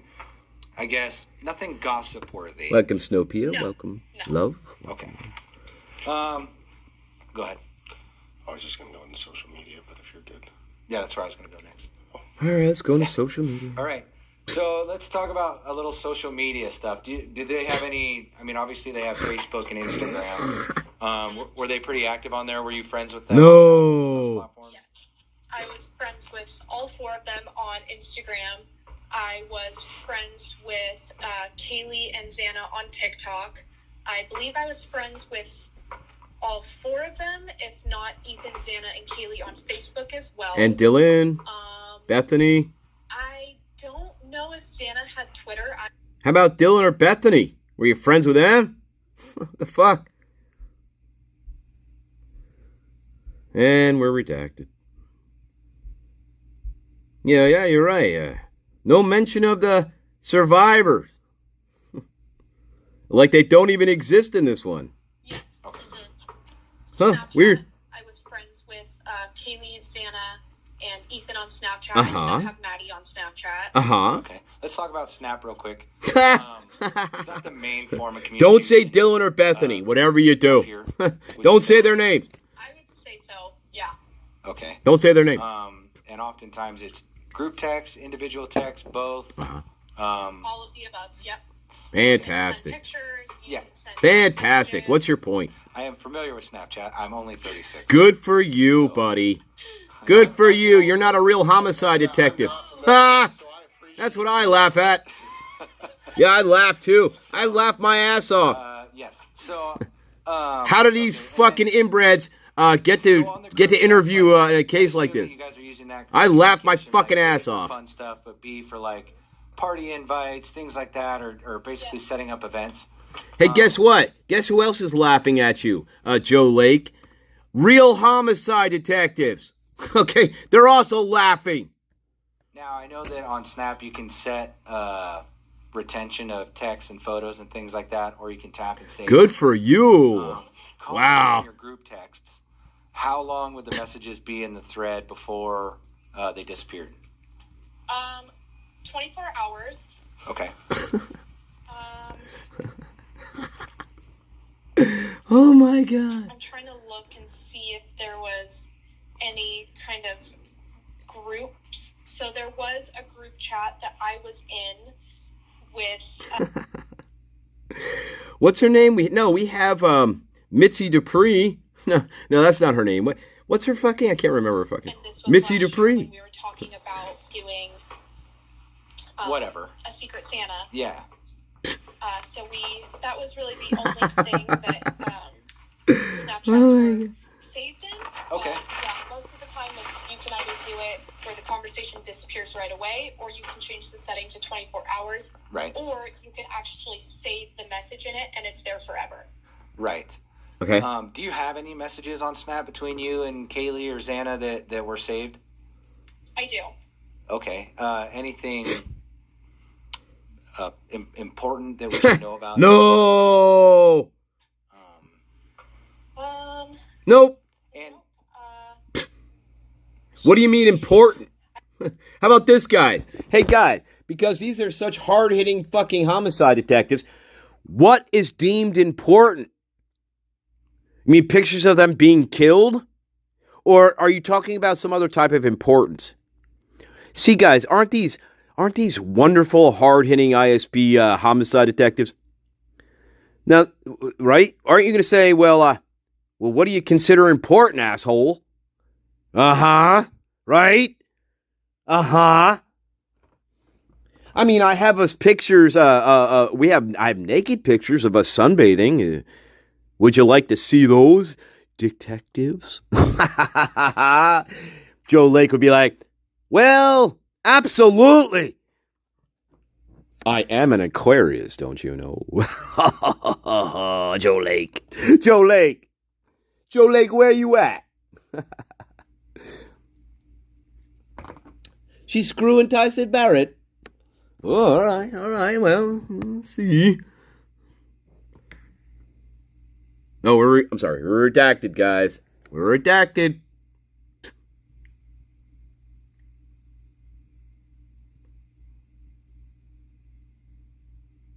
Oh my God. Do you have anything that would be considered important?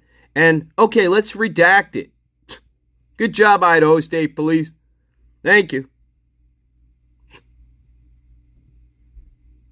I have a video of that night when they all got murdered. Would you consider that important? Nah. We're not talking about that. Okay. Oh, I'm sorry. What are you talking about? Oh, okay. Here we go. Okay. So nothing crazy on there. She didn't like her nor Xana didn't complain to you about anything on there, and you happened to save it or anything like that. Okay. Xana, Besides the naked pictures. all we have I don't know. is Who knows? pictures together and then one little text message that we used to say towards one another. What was Like what? What was that you used to say to each Suck other? my tit. Bitches need stitches. Don't be a whore. Why are you a whore?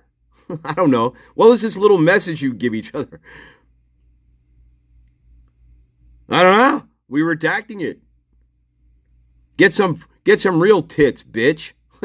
Stuff like that. Like every girl would say to each other in college, right? Because she knows every female. Ava. Okay. Well, I appreciate you going through those. We learned a lot. So. Hey, thank you, Idaho State Police. That was on Snapchat. I haven't checked DMs on Instagram. Oh, gotta check those. That's okay. We don't need those. For now, if you want. we don't need anything else. Sorry. Then when you get back to town in January, we can meet up and get that from you. Well, that never happened. So would it be fair to say that if that never happened, if people wanted to hide anything about themselves and they needed to communicate about it, it's likely Yik that it yak. happened on Snapchat? Yik yak. Either likely that it happened on Snapchat or it was mouth to ear. No. Yeah, in person. Or yik yak. But if it wasn't yik yak. It would probably be in Snapchat. Yeah. Or Yik yak. possibly, like where Kaylee's concerned, probably. She doesn't know about yik yak, guys. Apparently. Sure. Or through Snapchat. Okay. Do you know? I know a lot of people are using WhatsApp. Okay, there you go. WhatsApp. Friends, and family that may be out of the country or they're on vacation. How about yik things yak? like that. Do you know if any of them are using WhatsApp? I don't even know what WhatsApp is. Of course you don't. Right. I don't know what that is. So Yeah, obviously. It's another messaging app that Hides things. Erase and encrypt messages. Yeah, right. Hides things, right. Kind of. Dylan is very aware of that app. Okay. She's also very well of yik yak. Something, but for me, I don't know what it is. I don't know anyone who's like, oh, do you have WhatsApp? Like, you should get it. Like, it's never been a conversation. Oh, therefore it's not important. Sure. Okay. Therefore, according to our logic here, it's not important, guys. Ha! This will kind of tie fucking into the work idiots. stuff that you and I talked about a little bit yesterday. Fucking idiots. With both Kaylee and Xana. Yep. Do you know what Xana did for work? Did she work at all? No, she worked at the Mad Greek. It was very sporadic. I'm surprised they didn't redact that. Okay. Xana was the type of person that would work and collect her tips for beer money. Okay. So I believe that she only had to work for her spending money because she never really made mention about, oh, I'm in financial debt, like I can't afford school or I can't do this. So I think that her dad paid for schooling or whether it was student loans or something, but the only time she ever needed to work was for her spending money. Okay, for that dispensable income. Mm-hmm. Okay. What's and then up? Kaylee, I know that she worked with me as a nanny for the young to get extra money. Anytime there was a nannying job open or something, Kaylee was always the first one to be like, me, like send them my information. I'd love to nanny. Okay. Until she got this internship over the summertime, and I know she had to juggle her schedule with the young babysitting and this internship. Okay, going on to the nanny stuff, because I also know that you work for. But on the nanny stuff, what was the rate? Like, how much did you guys make doing that? We got $15 an hour. $15 an hour. Mm-hmm. And what? Most of the time, because the mother worked. The mother. From 8 o'clock in the morning until 4 to 5 p.m. at night. So we would be getting paid $15 an hour for I think like an 8-hour day, and that was Kaylee's like big source of income last semester in the spring. When we were basically doing like a little tag team, and we had a schedule going between me, Kaylee, and where we would schedule out our weeks, and I'd be like, okay, I'm taking morning shift on Monday, Kaylee's going to take afternoon, Kaylee will have the girls all day on like Friday or whatever it was. So we kind of had a very set schedule going. Okay, and that was with the and so it wasn't just like you and Kaylee doing it. There was a few other girls that you mentioned that did that as well. Okay, and everyone got paid $15 an hour? Yes. Okay. And how did they pay you? Did they pay you cash, check, Venmo? Was it always Venmo? We got to redact Venmo, guys, for some reason.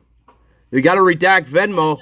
Listen, we got to redact Venmo. Cash, check, We got to redact Venmo Was it for no always- fucking reason. Yes. Why are we redacting Venmo? I don't And know. I know that Kaylee was the only one who was in Moscow over summer, so that's why I used Kaylee rather than me, Kaylee, and Bailey. So I know that Kaylee got quite a bit of time with the girls in Moscow, and I know that she sent me a picture on her 21st birthday of her watching the girls. And then Okay. I believe on her 21st birthday that night, she went to Pullman with Joe and some of her friends, maybe, later that evening. Okay. Uh-huh. When you were coordinating for the nannying or the babysitting, was that primarily through Mrs. Young, or was that through the school? How does that work? It was through,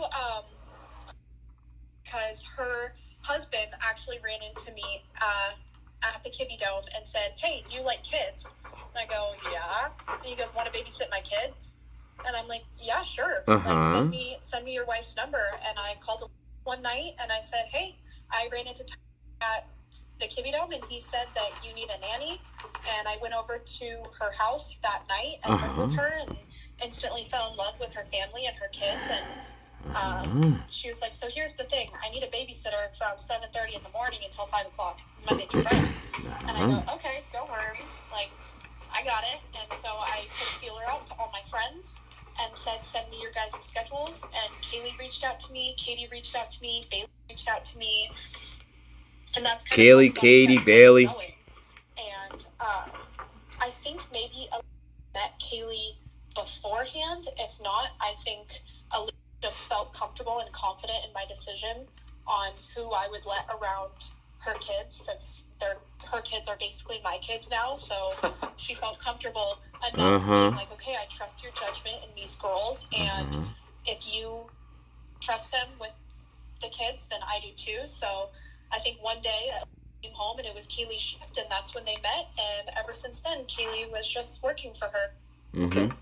So was it always that the kind of that schedule, that Monday through Friday in the morning, or were there times where the young needed a break and maybe a little husband-wife time, so they asked you or Kaylee or the other girls to maybe take care of it at night? Yep. So there was a few times where would go on date nights, and I was always a first go-to person when I was in Moscow for date nights and anything like that. So would call me first, and if I couldn't, then she would text the few other babysitters that she had. So I was her go-to person, and then if I couldn't do it, she would send out a feeler to everybody else. Okay. And, I know from, how people network and other things. Did that ever translate into performing that same role for other families, other professors, other people within the university? Can you clarify that question? Yeah. Well, it's so. Did the young ever refer you also to to babysit for any of the other university families? Who were some of the other families that maybe you and Kaylee babysat for? I don't know if I ever referred Kaylee to other people, since I was, like I said, a go-to person. But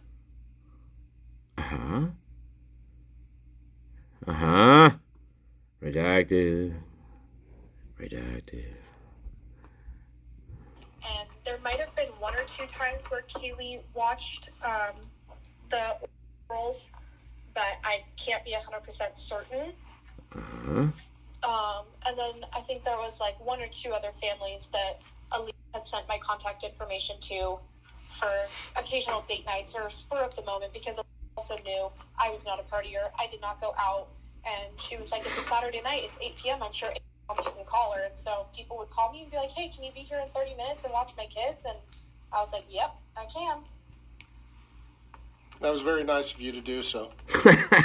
Very focused on your schoolwork, it sounds like. Yeah, and sleep. I'm a homebody for sure.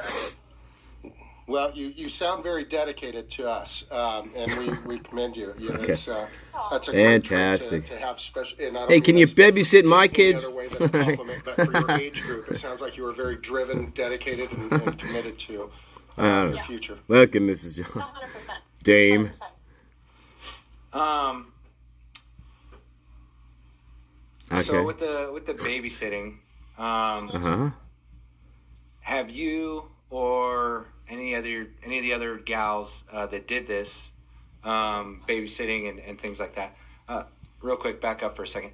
The other girls that you said that would shoot out the information Mass to. text. Yeah. Who can you go? Can you slowly go through their names because you said them a bunch of times, but it's a little fast in my hand. Yes. So there was 4 main people. So me and Kaylee, and then there. Katie and Bailey. Bailey, right? Katie and Bailey. Jesus Christ. And that was also Kaylee's roommate last year, living at the Whites.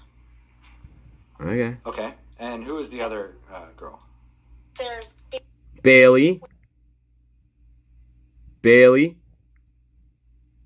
Katie. Kaylee. Me. I think that's it. We're talking 4, right? 4? Wait, I don't know. I thought we were talking 4. Oh my God. Oops, what is that? Sorry. Still redacted.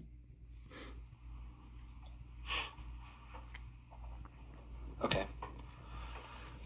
And how often, like, since you guys are kind of all doing this nannying thing, or babysitting, nannying, whatever, whichever one you want to call it. All pair. All pair.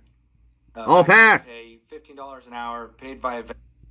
Now, we didn't live with you. All under the table, right? Like no formal.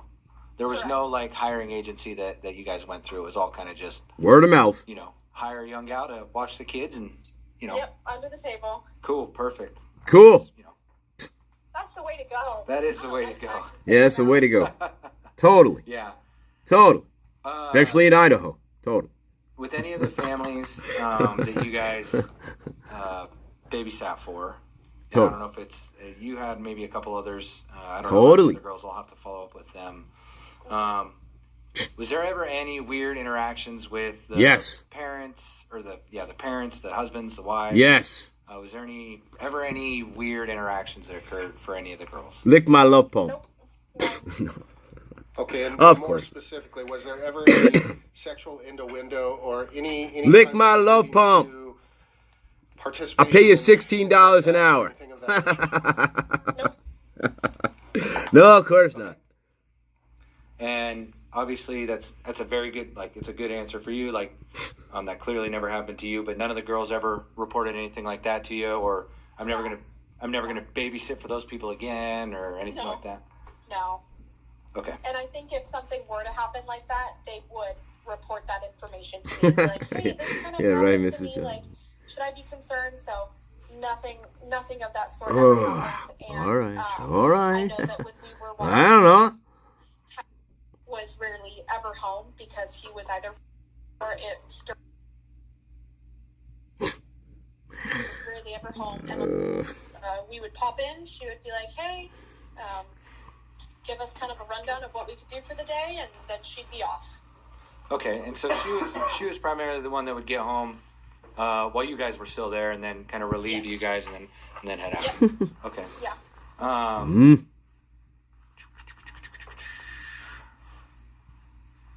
Is that it for the? All right, and most of these people that you're babysitting for, are they mostly full? Yes. And that's probably because you guys work in the area, and so you see them all the time? Yes, I somehow landed a job within the area and then all these companies were like, oh my gosh, you're a babysitter, like, help me out. So I was like, all right, I'll get a team together. Oh my gosh, you're a babysitter, like, help me out. What? And then all these companies were like, oh my gosh, you're a babysitter, like, help me out. So I don't know. The other one said something there. Whoa, hang on. Sorry. What the fuck? So I was like, all right, I'll get a team together, and so. Sorry, guys. I'm not quite sure what that was, but somebody says something under their breath. I'm not quite sure. Give us kind of a rundown of what we could do for the day, and then she'd be off.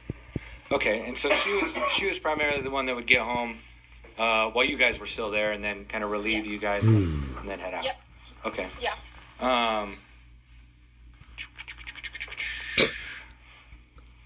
Yeah. All right. And most of these people that you're babysitting for, are they mostly full? Yes. And that's probably because you guys work in the I don't know. area, and so you see them all the time. Yes, I somehow landed a job within the area and then all these coaches were like, "Oh my gosh, you're a babysitter! Like, help me out!" So Something. Right, Oh, weird. Gosh, you're a babysitter! Like, help me out! So I was like, "All right, I'll get a team together." And Weird. So I got so I was like, "All right, I'll get a team together," and so that's kind of how the whole kid got wrapped into it. Sure. Sure. Were you up here for the final? Yeah, you were up here for the final Vandal game, right? Home game. Yep. Yes. Yep. You went to work at 1 and came back you worked at 1, got done at 8:30, went home. Yep. Fell asleep at 11:45, and then you woke up to get water. You were thirsty, and you sent a text at like 2:35 in the morning. I think is what you told me. And then the next morning you wake up at 9:30.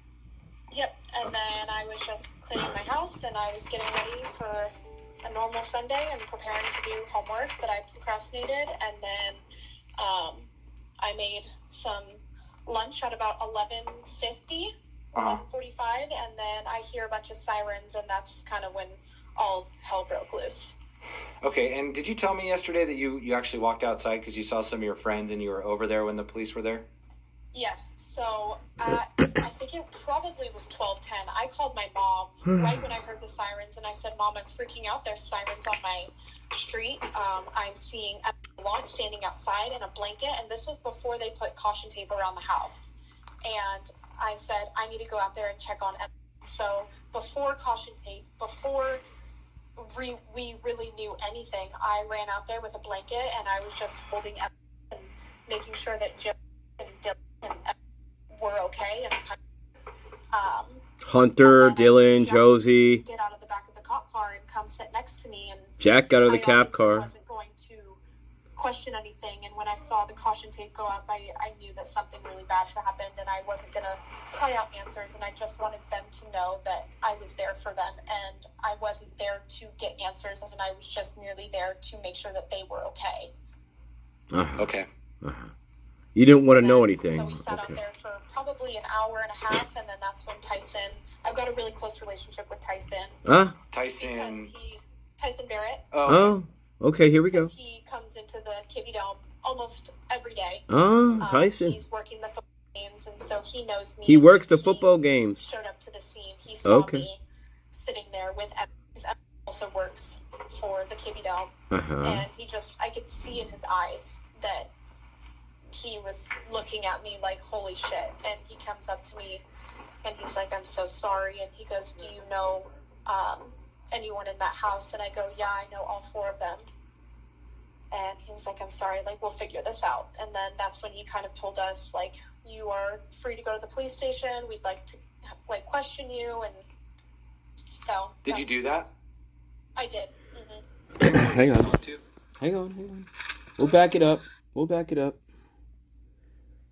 Yeah, I didn't want to cry out answers. She did say that. All right, we'll back it up. She does say that.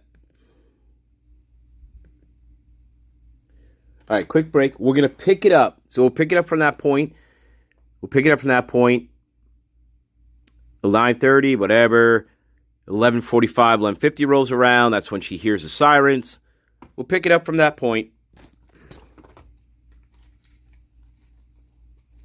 Quick break. We're almost done with this. Not too much more on this one. All right. Hang on. Quick one.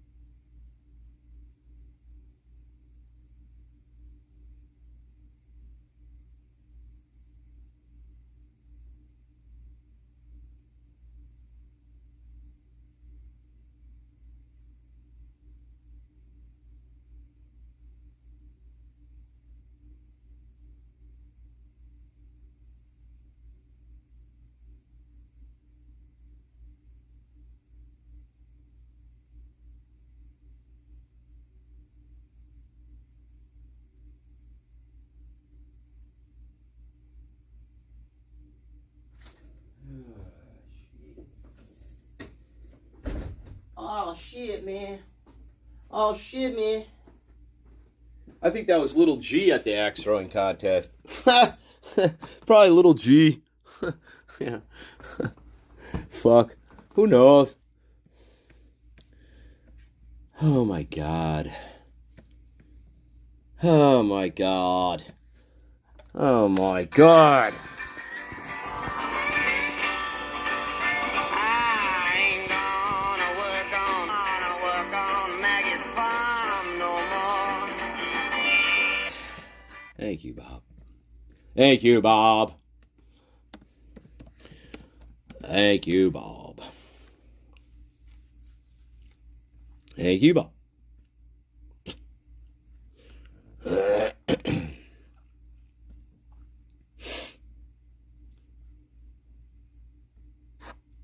Hey, he's still fucking touring, too.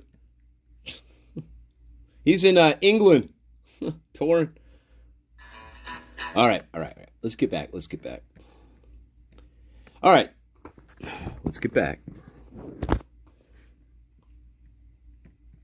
my house, and I was getting ready for a normal Sunday and preparing to do homework that I procrastinated, and then I made some lunch at about 11:50, 11:45, and then I hear a bunch of sirens, and that's kind of when all hell broke loose. That's when all hell broke. Okay, and did you tell me yesterday that you actually walked outside because you saw some of your friends and you were over there when the police were there? Yes, so I think it probably was 12:10, I called my mom right when I heard the sirens, and I said, Mom, I'm freaking out. There's sirens on my street. I'm seeing a launch standing outside in a blanket, and this was before they put caution tape around the house.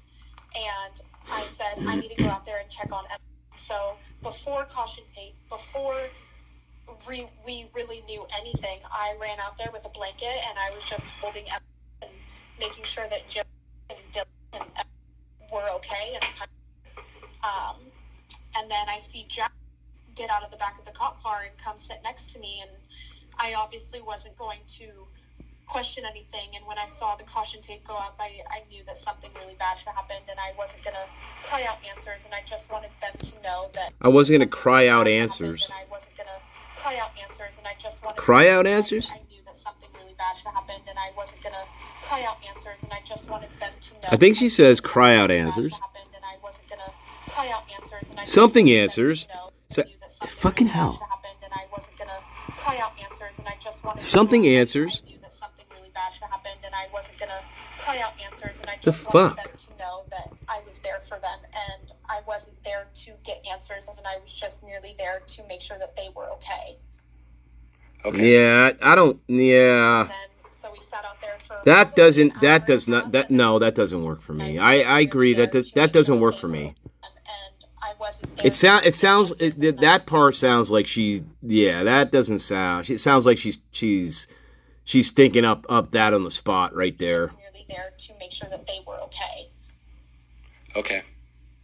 Yeah, no. I knew that something really bad had happened. Question anything, and when I saw the caution tape go up, I knew that something really bad had happened, and I wasn't going to cry out answers, and I just wanted them to know that I was there for them, and I wasn't there to get answers, and I was just merely there to make sure that they were okay. Okay. Yeah, and I was going to we sat out there for probably an hour and a half, and then that's when Tyson, I've got a really close relationship with Tyson. Tyson Barrett. Oh, okay. Because he comes into the Kippy Dome almost every day. He's working the football games, so he knows me, and when he showed up to the scene, he saw me. Hello, Dame Deb. With also Queen of the Bees. For the Kippy Dome. And I could see in his eyes that he was looking at me like, holy shit. And he comes up to me, and he's like, I'm so sorry. And he goes, do you know anyone in that house? And I go, yeah, I know all four of them. How about the other two? Sorry, we'll figure this out. How about the other two? Kind of told us, you are free to go to the police station. How about the other two in the house? So. Did you do that? Oh my god. I did. Mm-hmm. Do you remember who you talked to? Oh, I don't. Who was it? I don't, and I don't want to. What's the word? What? Assume? No. body type, like image, like describe someone, but he was, I think, bald. And Aren't they all? When you say bigger, like hefty, physically built, like Chief Fry? like fat. You can say fat. Fat's okay when referencing. Probably a little bit fat and round. Okay. Oh yeah, Chief Fry or Bulbous Creation. With Moscow PD. Brett Payne. Was he in uniform or was he wearing like plain clothes? He was in uniform.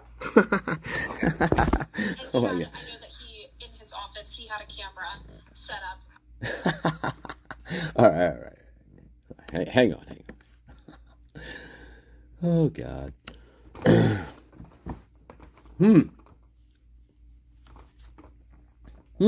So wait. So we think maybe her and do we think her and Barrett were hooking up?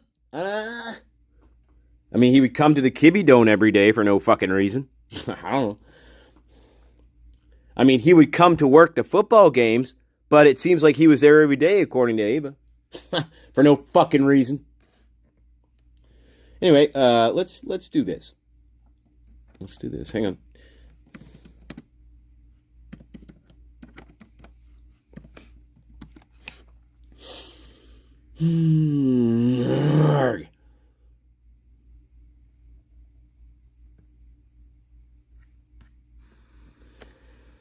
Let's see who the first one was with. While we're at it, here's Ava. There you go. Yeah, the big fat bald inbred. That's definitely not Payne, but that's his son. Ah! My last name is... That's not Chief Fry, is it? Is that Chief Fry? They all look the fucking same. Is it your legal first name or yes. For something else? No, it's okay. My legal name. And your date of birth? No, 2001. Can you give your address? Which one? My Moscow address or Moscow?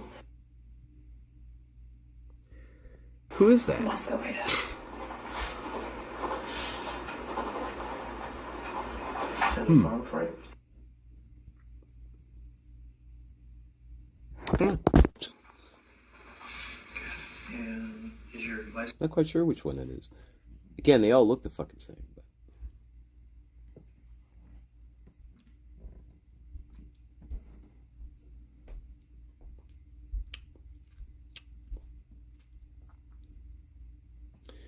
Now I'm confused. I want to know who it is. I forget.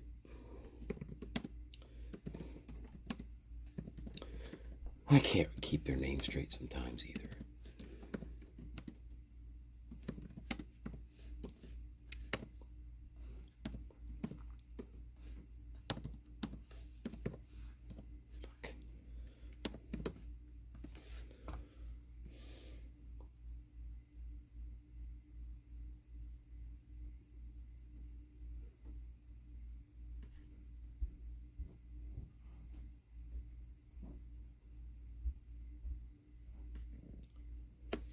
Ah, fuck.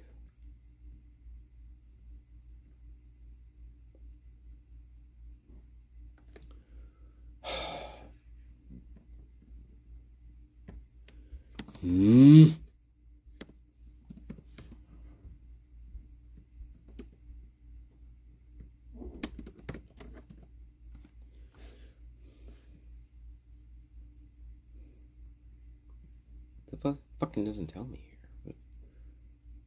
Just says police department.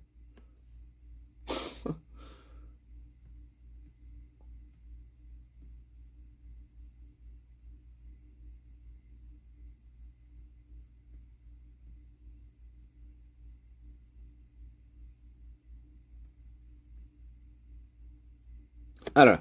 Who the fuck is it? I don't know. Anyway. Whatever. Oh my god. Gotta find that out. It's bugging me.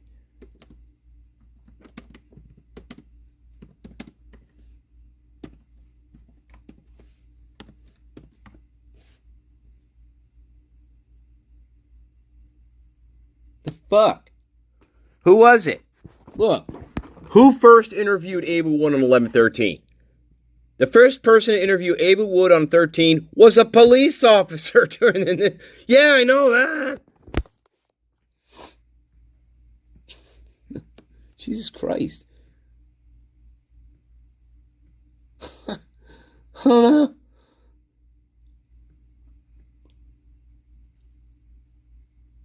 Anyway, is that Blaker? Good grief.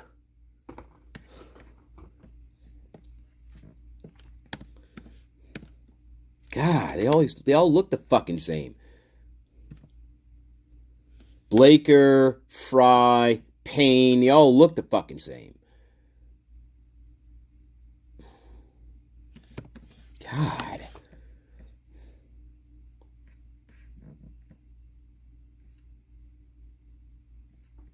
You got pictures of the guy.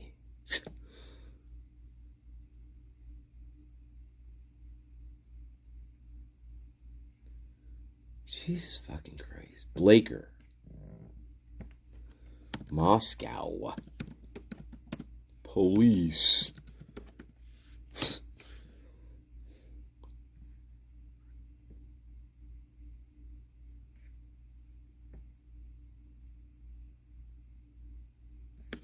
All right. Is that him?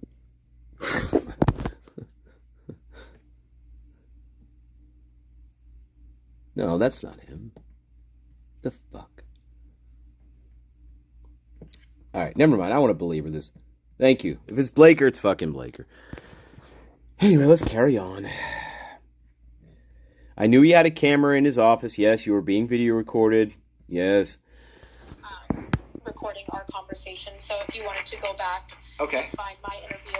About what time was that on? And was that on Sunday or Monday? Welcome, Seattle This was Rain. on Sunday. Okay. And, Thank you, my nature. I have the text message. Thank you, from my Ashley. mom, Thank you. But I believe I got pulled into the police station around 2 o'clock Okay. and was released at around 4. Did you get pulled in or did they ask you to come in?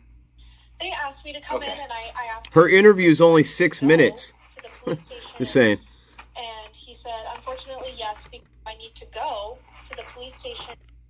They asked me to come Okay. in, and I asked Tyson, I said, do I need to go to the police station?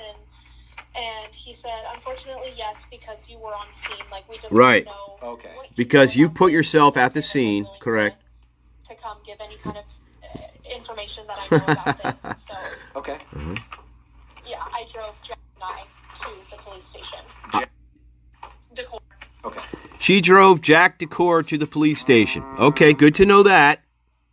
What else? Ava Wood drove Jack Decor to the police station. That's good to Tell me a know. little bit about the position or the position you I have. wonder what they talked about on the way. How about this question? Moscow police? What did you and Jack Decor talk about in the car? Did Jack Decor tell you anything on the way to the police station? Did he seem upset? Hey, Ava Wood, did Jack Decor seem upset in the car on the way to the police station? Was he crying? Was he sad? Did he seem normal to you? What was Jack Decor's demeanor on the way to the police station? Gee, I wonder if they asked her that question. Let's take a wild guess. Aren't these hard-hitting, real homicide detectives, guys? Real hard-hitting, aren't they?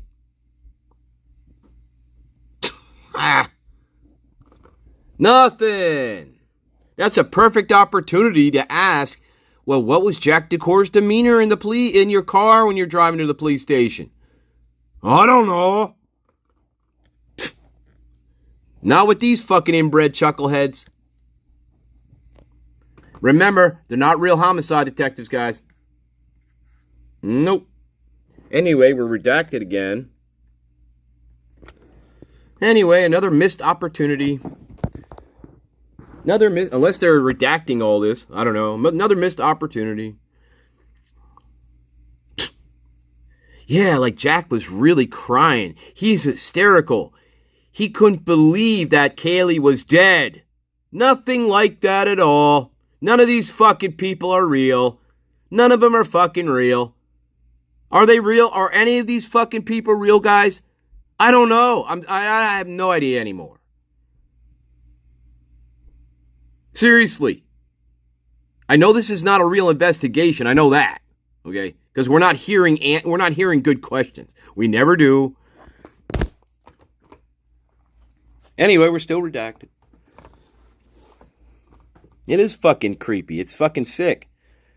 It's sad when you have people pretending to be homicide detectives. That's pretty creepy to me.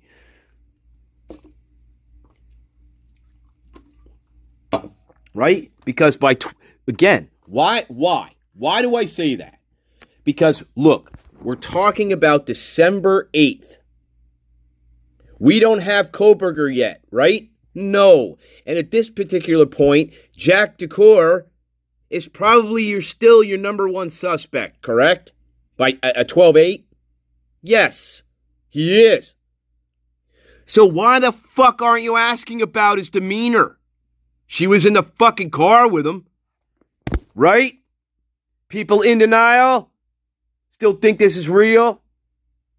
People in denial still think these are real homicide detectives, guys. It's pretty sad. Fucking sad. Hey, Dame, right now, we might as well stop for Taco Bell, get her story straight. Who knows? Who knows? But they never ask. Good fucking God. Look, December 8th, Jack DeCour is still at the top of the list of the suspects. He actually stays there for quite a long time. And these fucking inbred numbskulls, they don't ask her what he was like in the car on the way to the police station to be questioned by police about this incident. Not once. Oh my God. There you go. There you go, people in the aisle. But you still won't believe. Oh, no. No. They still believe that this was a real investigation, guys. A competent investigate. They still believe it. They should all have been fired, and the whole entire police department should have been investigated. That's what should have happened here. The whole entire fucking police department should have been investigated. That's how fucking incompetent they are.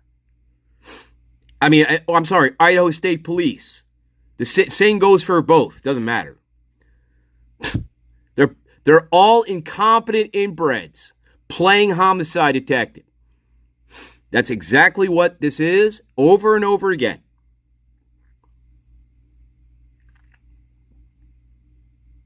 And we're still fucking redacted, by the way, guys. Still redacted. Gee, I wonder what they're talking about. Who knows? Probably the most important piece of the interview, is my guess. Knowing these fucking inbreds, fucking corrupt scumbags out there. Corrupt scumbags. Corrupt scumbags running around pretending to be homicide detectives. I don't think it gets any worse than that. Does it? Nope. Not in my opinion. Still redacted.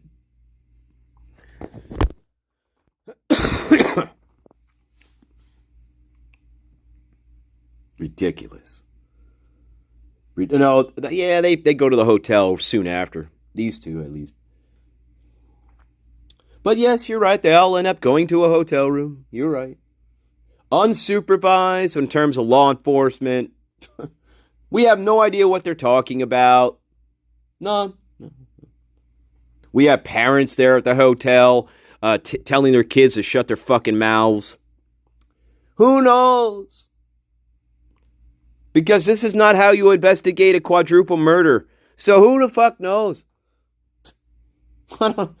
Anything goes. Anything goes, guys. Anything goes. Seriously, that's what this was. Still redacted. Hey guys, let's put a big group of suspects together in a hotel room for the night, and not monitor what they're saying to each other or anything. Does that sound like a good idea to you guys? Right? Does that sound like a good idea to anybody out there?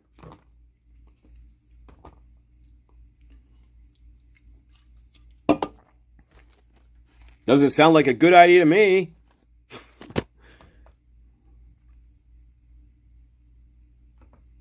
I've never heard of such a thing, Satire. Not a quadruple murder case where everybody's supposed to be a suspect. And you're within the first 24 hours of investigating a crime. I've never heard that. Ever.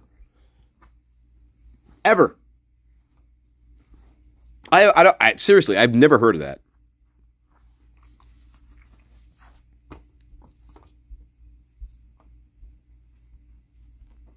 Nope. Again, why? Because this is the first 24 hours. That's why. You don't know who is who and what is what. You don't have no idea. But you stick them all in a fucking hotel together and not monitor anything? Right? That sounds like a great idea. Okay. Right. Motel, hotel, business, sweet pleasure. Sounds like a lot. Yeah, too bad we didn't fucking hear it. Thanks, Idaho State. Sounds like a lot to me. Too bad we didn't hear it. Jesus fucking Christ. After 2 minutes of fucking redacting. No idea now. I have no idea now where they are in their conversations. None.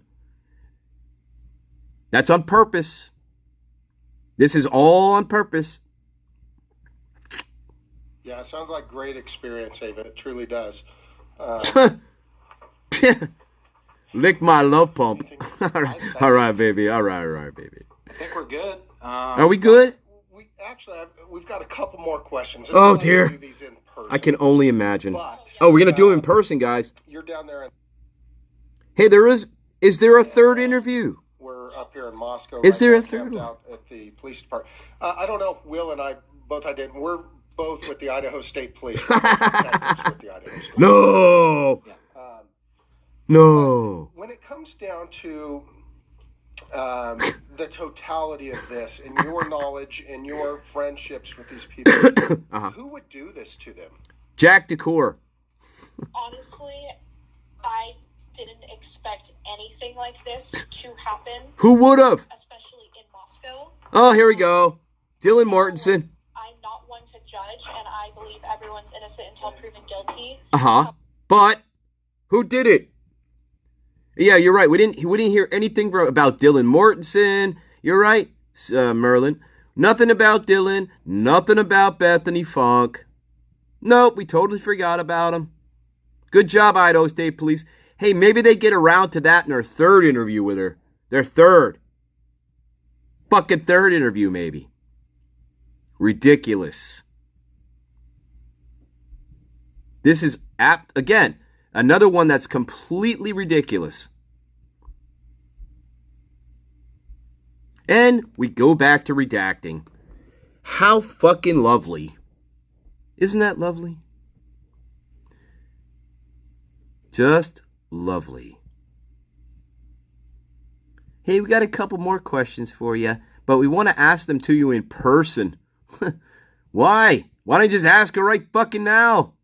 Why not ask her now? What's the hurry? What's the hurry?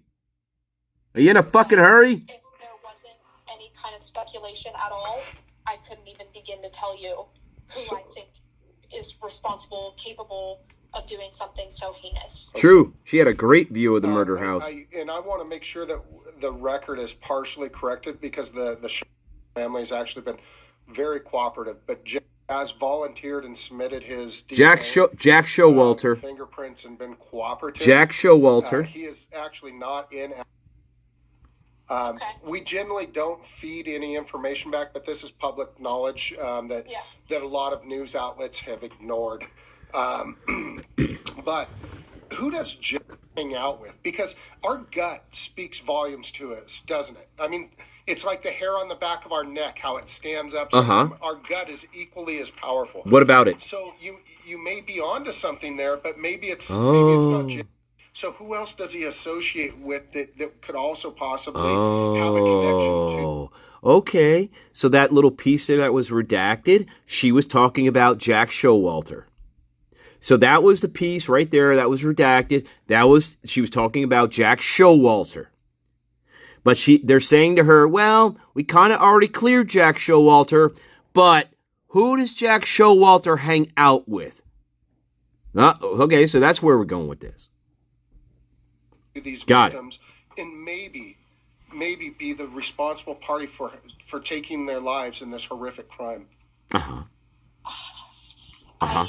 don't know. I have no idea. I just know from of course you don't. People and information that I believe he lived at which is the apartment complex right next to both Kaylee, Xana, and I's house, because I live right across the street from them. Other than that, I have never personally met Jack before, so I'm not 100% sure who his friend group is, what he even does, what he's studying. Like, I don't even know if he's even a current student.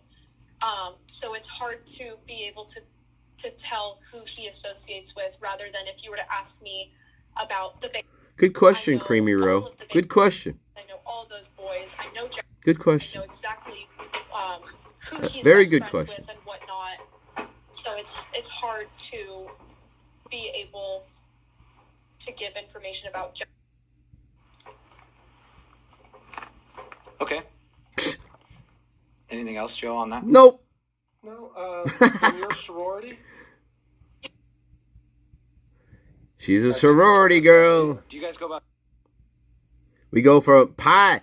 We go for lambda, lambda, lambda. Yeah. Sorry, I'm new to the whole Greek culture thing. Oh, here we go. Who was your closest? Here we go. Or brother in fraternity? Oh, I don't know who our brother fraternity is. Sigma Chi. You don't know? No idea, but I know she doesn't know. Is known to be extremely close with and baby. Okay. She doesn't know who the brother fraternity is to her sorority? Kind of the three top I highly doubt that. We like to associate with. Okay.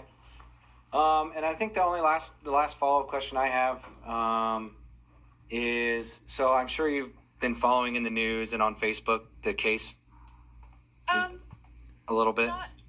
I try to stay off social media quite a bit, just because there are a lot of speculations and a lot of rumors, and right.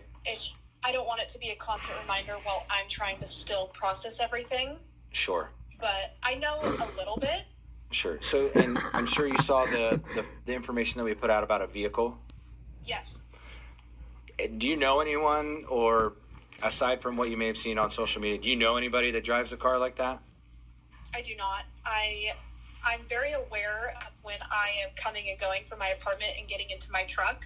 What kind of truck do you got? Are on my street, and if I'm like, oh, that's a new car I've never seen here. What kind of like, truck before, do you have? A white truck? Like, oh, who is this person using or whatever? But I pretty much know all of the cars that are residents or belong to residents. What kind of truck do you got? A black truck? White truck? Community. I don't know what cars belong to the apartments of the Queen Road apartments, or if you would say the but they have to drive up that street anyways all the time. So if it was like a familiar car or something that stood out to me, I think I'd be able to remember it. Like if it had some sort of graphics, or if it was loud, then it would be something I remember. But I don't recall seeing or even know of anyone who drives a white little Hyundai or whatever it is. Yeah, Hyundai. Yeah.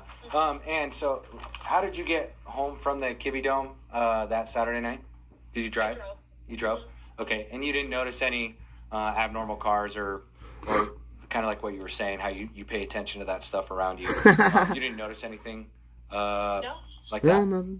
Nope. Of course not. I got to my apartment and I was on the phone with my dad, and he needed my tire size. So at about 9 o'clock at night, I just went outside and was on the phone with my dad and giving him my tire size, and I didn't notice anything weird. I mean, I did hear Sigma Chi's music because I know that they were having a party, but that's Sure. like an every weekend occurrence. Sure. Okay, well, Joe, unless you have anything else. Nope. No, I'd just like to thank you again. Of course. You have demonstrated yourself, and through. It's one thing when we meet in person, but verbally, you've demonstrated yourself as a very driven, very capable person, and I applaud you for your studies and your life choices. Thank you. I appreciate that a lot. You're welcome. Thank you for taking the time to share with us. We'll talk to you about soon your friends. again. We're sorry for the tragic loss, but we're doing everything. We got to in our talk to you power again, remember? to find the person and have the person held accountable in our judicial system. All right, bye-bye.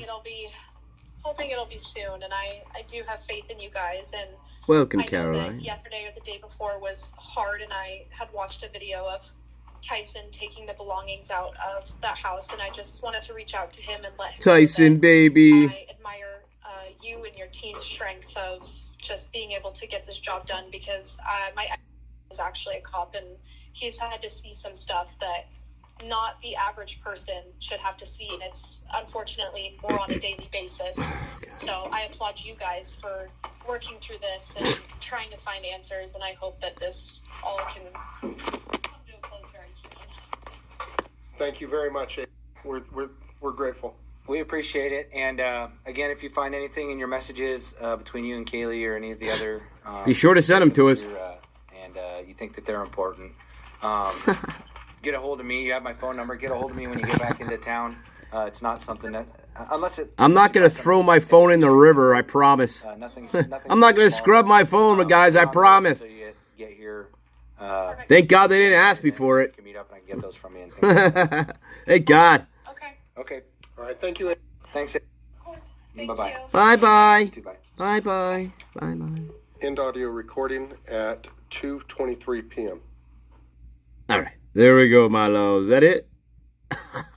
That's it, my loves. Oh, my God. There you go. Gee, what do we learn from this one?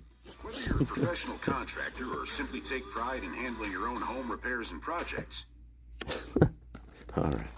All right. Oh, my God. It's Dylan Mortensen. Just a little bit more coherent. Just a little.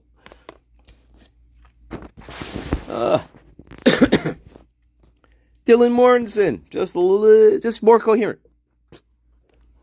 Nah, I don't know. She does give me Dylan Mortensen type of vibes, but anyway, speaking of Dylan, you're right. You were right, CB. No mention of Dylan Mortensen. No mention of Bethany Funk. No, nothing. No mention about their possible relationships with each other, or what they were doing that night, or any rumors, or any pictures or text messages from them, or nothing. Correct. Thank you, CB. You're right. Welcome, Dame Sophia, Queen of Wisdom. Nothing. Oh, my God. Ridiculous. Well, that's not unusual, because one of our main objectives here is to shield Dylan and Bethany from any incriminating evidence. So that, again, that is one of the objectives in this case. So it doesn't matter who we're talking to.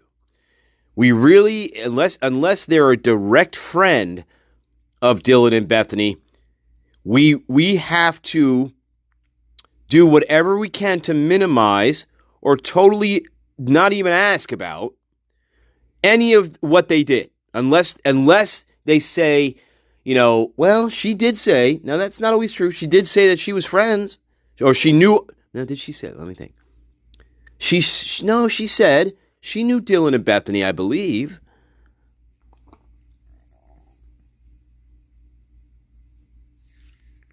But yeah, you're right. No questions. Wow. Whatever we can do. whatever we can do to minimize them incriminating themselves, we are going to do that. Absolutely. Absolutely. No doubt we see that a lot. We see it a lot. See it a lot.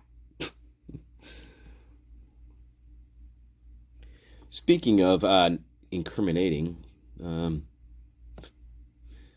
where are you? Not Kennedy. Kennedy has incriminating information, but not her. Where are you? Fucking fuck.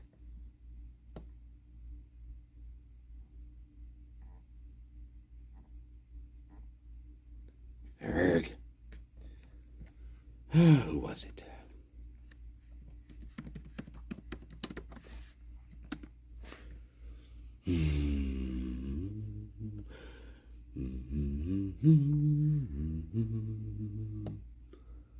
Oh, yeah. It was Yeezy. Her.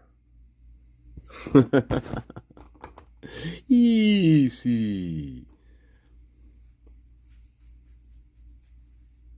Yeah.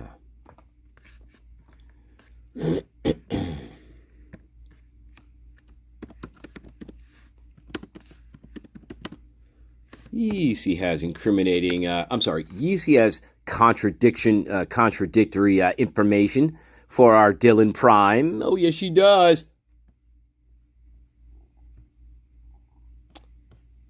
Around like a small vacuum. It was. One last piece before we go.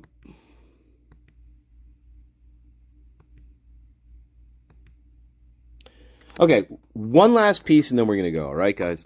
I want to show you this piece again. Okay? Real quick.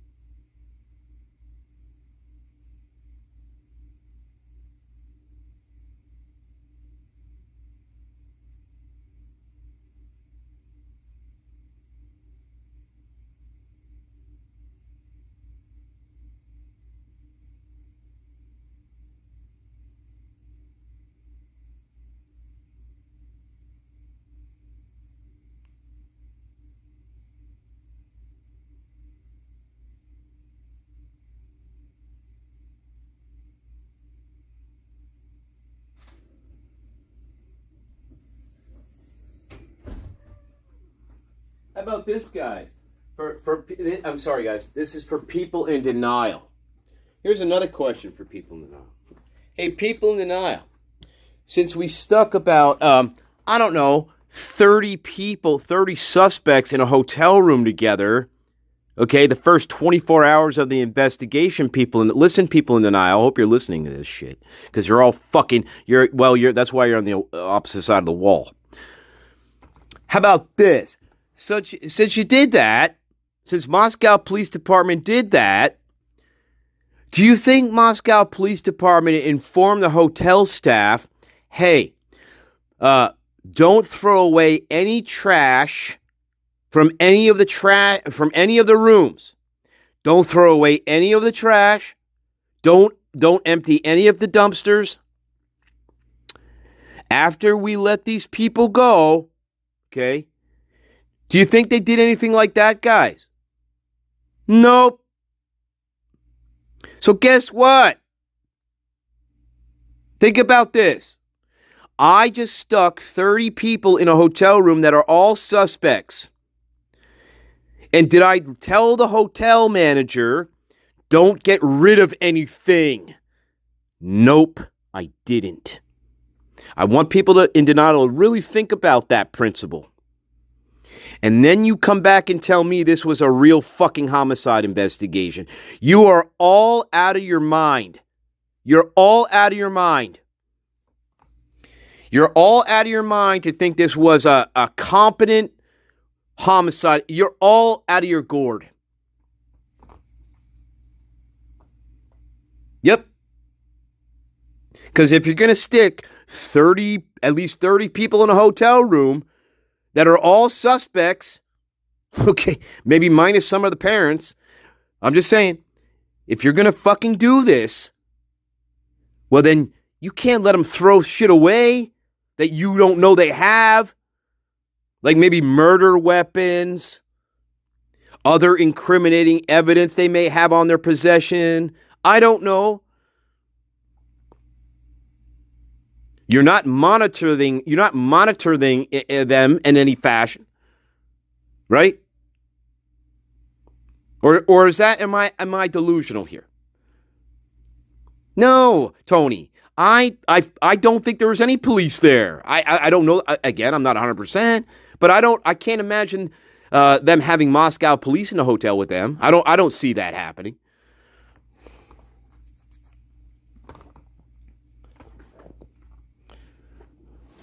You know what I'm saying? The very principle of sticking a great number of suspects in one place together, not monitoring what they're saying, not monitoring what they're doing, besides from the hotel cameras, right? I mean, what are you going to do with what about the trash that these people are going to be throwing away? What are you going to do with that? See, these people are not homicide detectives, and you have to think in this fashion. You know, it sounds dumb, but it's not. You know, again, if you're going to stick 30 suspects in one place together and not monitor what they're doing, not monitor what they're saying, they could be throwing away they could be doing all kinds of stuff that you don't know about. So, exactly. Okay. It's ridiculous. It's ridiculous. And my question would be to actual homicide detectives who have actually investigated murders. I would really like to know what they would think about doing that. I really would like to hear from actual, seasoned, real homicide detectives. What would you make of doing that? I'm very curious about that.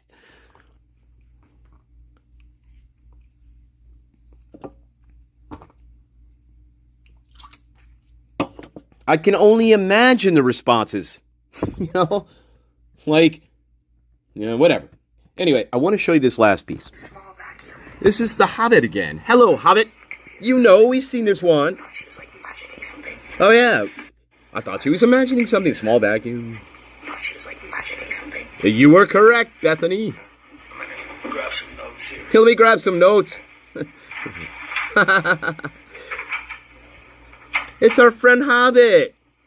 You remember the Hobbit. Yes. Also, she said triangle thing, wrapped around triangle thing, wrapped around like a small vacuum. What she was trying to explain was really confusing. But this is what she's trying to explain to what you. She thought. So confused. Yeah, me too.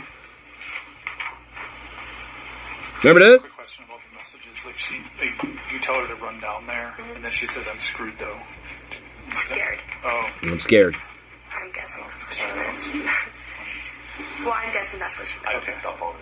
Yeah. I think that's what I was kind of tracking too, is that she was scared right now. Oh, you're tracking, huh? Good for you.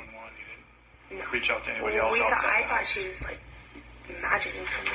Has she ever imagined? Wait a minute. You didn't call 911. You didn't reach out to anybody else outside. And then you didn't call 911. Right? This is important. Think about the prime again. What does Dylan Mortensen like to do? We know Dylan Mortensen likes to tell stories. Just listen to the Hobbit again. And then you didn't call 911. You didn't call. Now, that's the Reno police asking her that question. That's not Moscow Police Department. That is the Reno police detective asking the question. And then you didn't call 911. I thought she was like imagining something. Has she ever done that before? Imagined something like this before? Or... No. Well, no, but she was still half asleep and still drunkish. See how we get away with little things like this? Maybe it was just some kid coming in. So maybe it was just like some kid coming in. So you guys okay. I don't know. Still very unclear. Yeah. I mean, kind of foggy-headed. Yeah. Foggy-headed. Right, now we're giving her answers. Both of you, because you're both just waking up. Notice how they give her notice how Moscow police gives her the answers? Sure, yes, that's right. Yeah. Yes.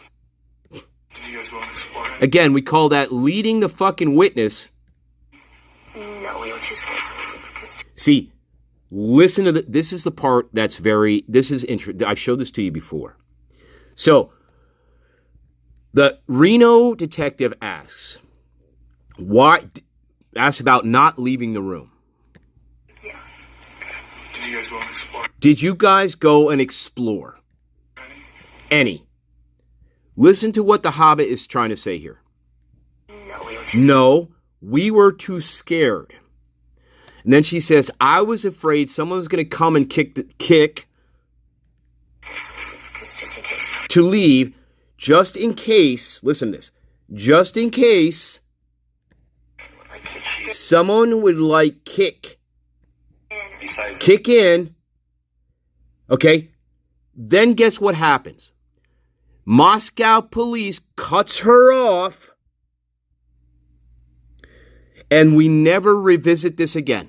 In the entire interview, we never revisit this again about why they didn't leave the room. So there you go.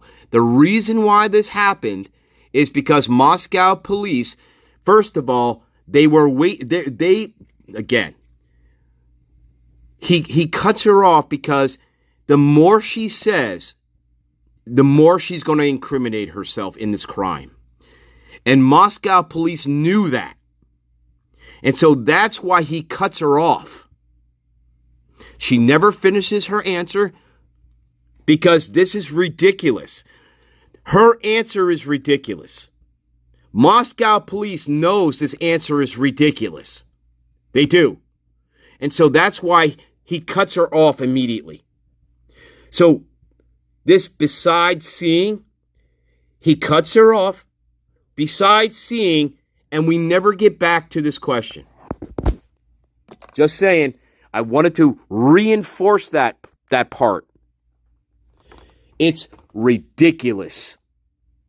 He is totally trying to protect her from incriminating herself even more in this case, on purpose. Instead of letting her freely talk about why she didn't leave the room, he cuts her off. And I want people in denial to think about that. So let me show you that again. There's no reason to cut her off. There is no reason to cut her answer off. None. The only reason why we're cutting off her answer is because we don't want her to incriminate herself even more in this. That's why. And that comes from Moscow Police Department. That is not the Reno detectives. The Reno detective, he's asking a great question. Of course, it is the Moscow Police Department that is doing this. Of course.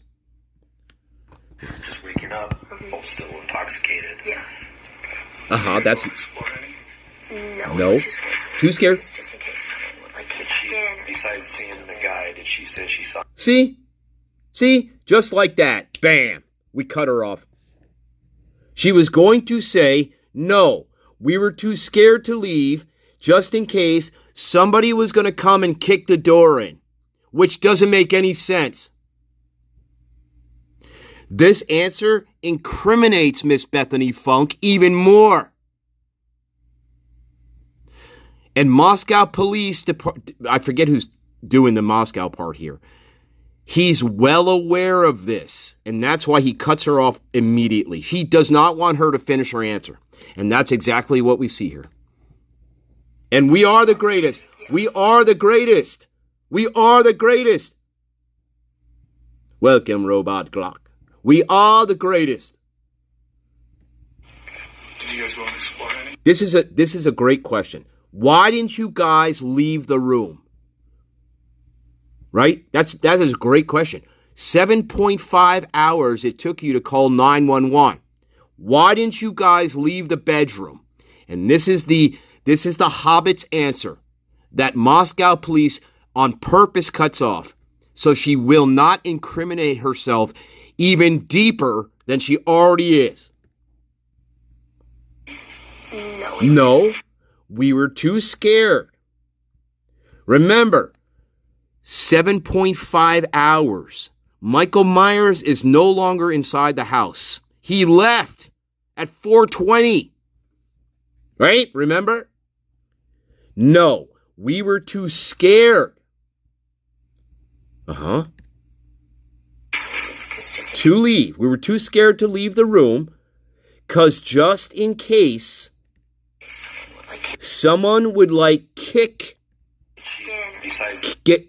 in the door.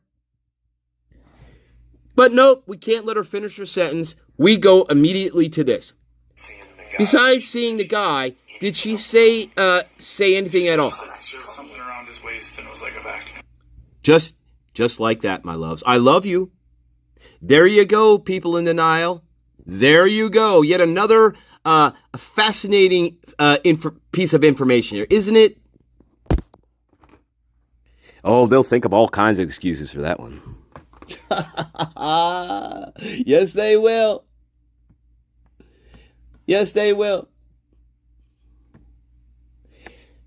What do you think about them apples, guys? Try the new hottest fire chicken sandwich.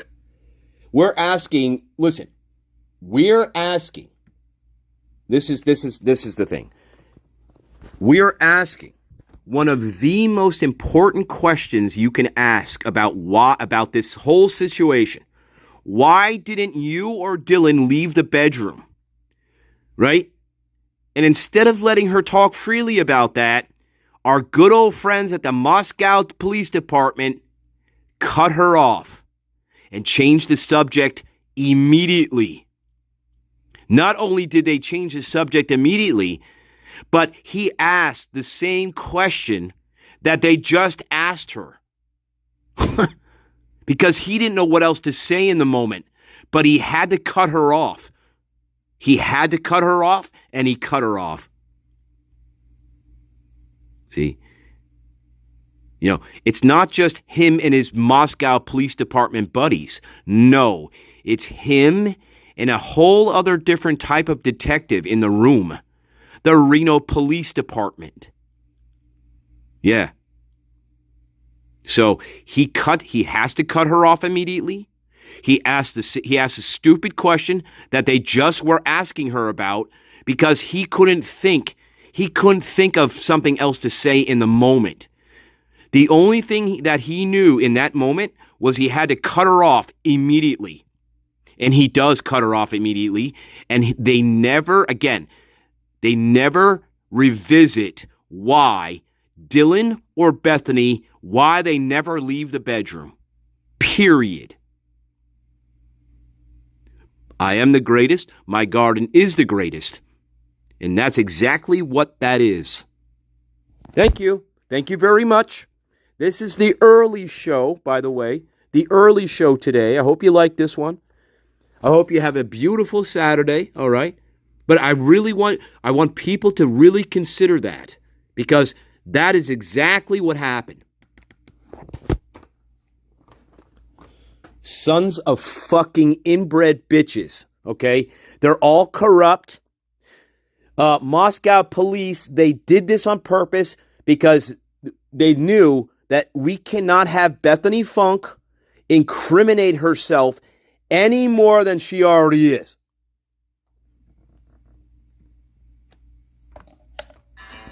For sure. Yeah, baby.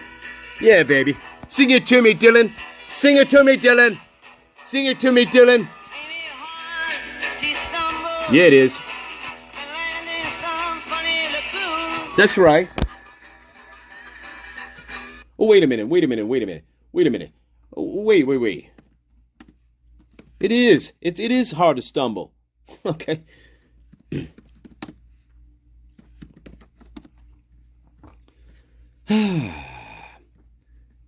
Wait a minute.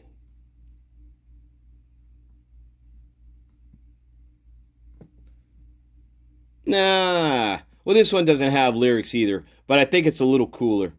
I think it's a little cool, guys. Check it. I like this a little cooler. This one's a little cooler. We got that Mind Below Zero, baby.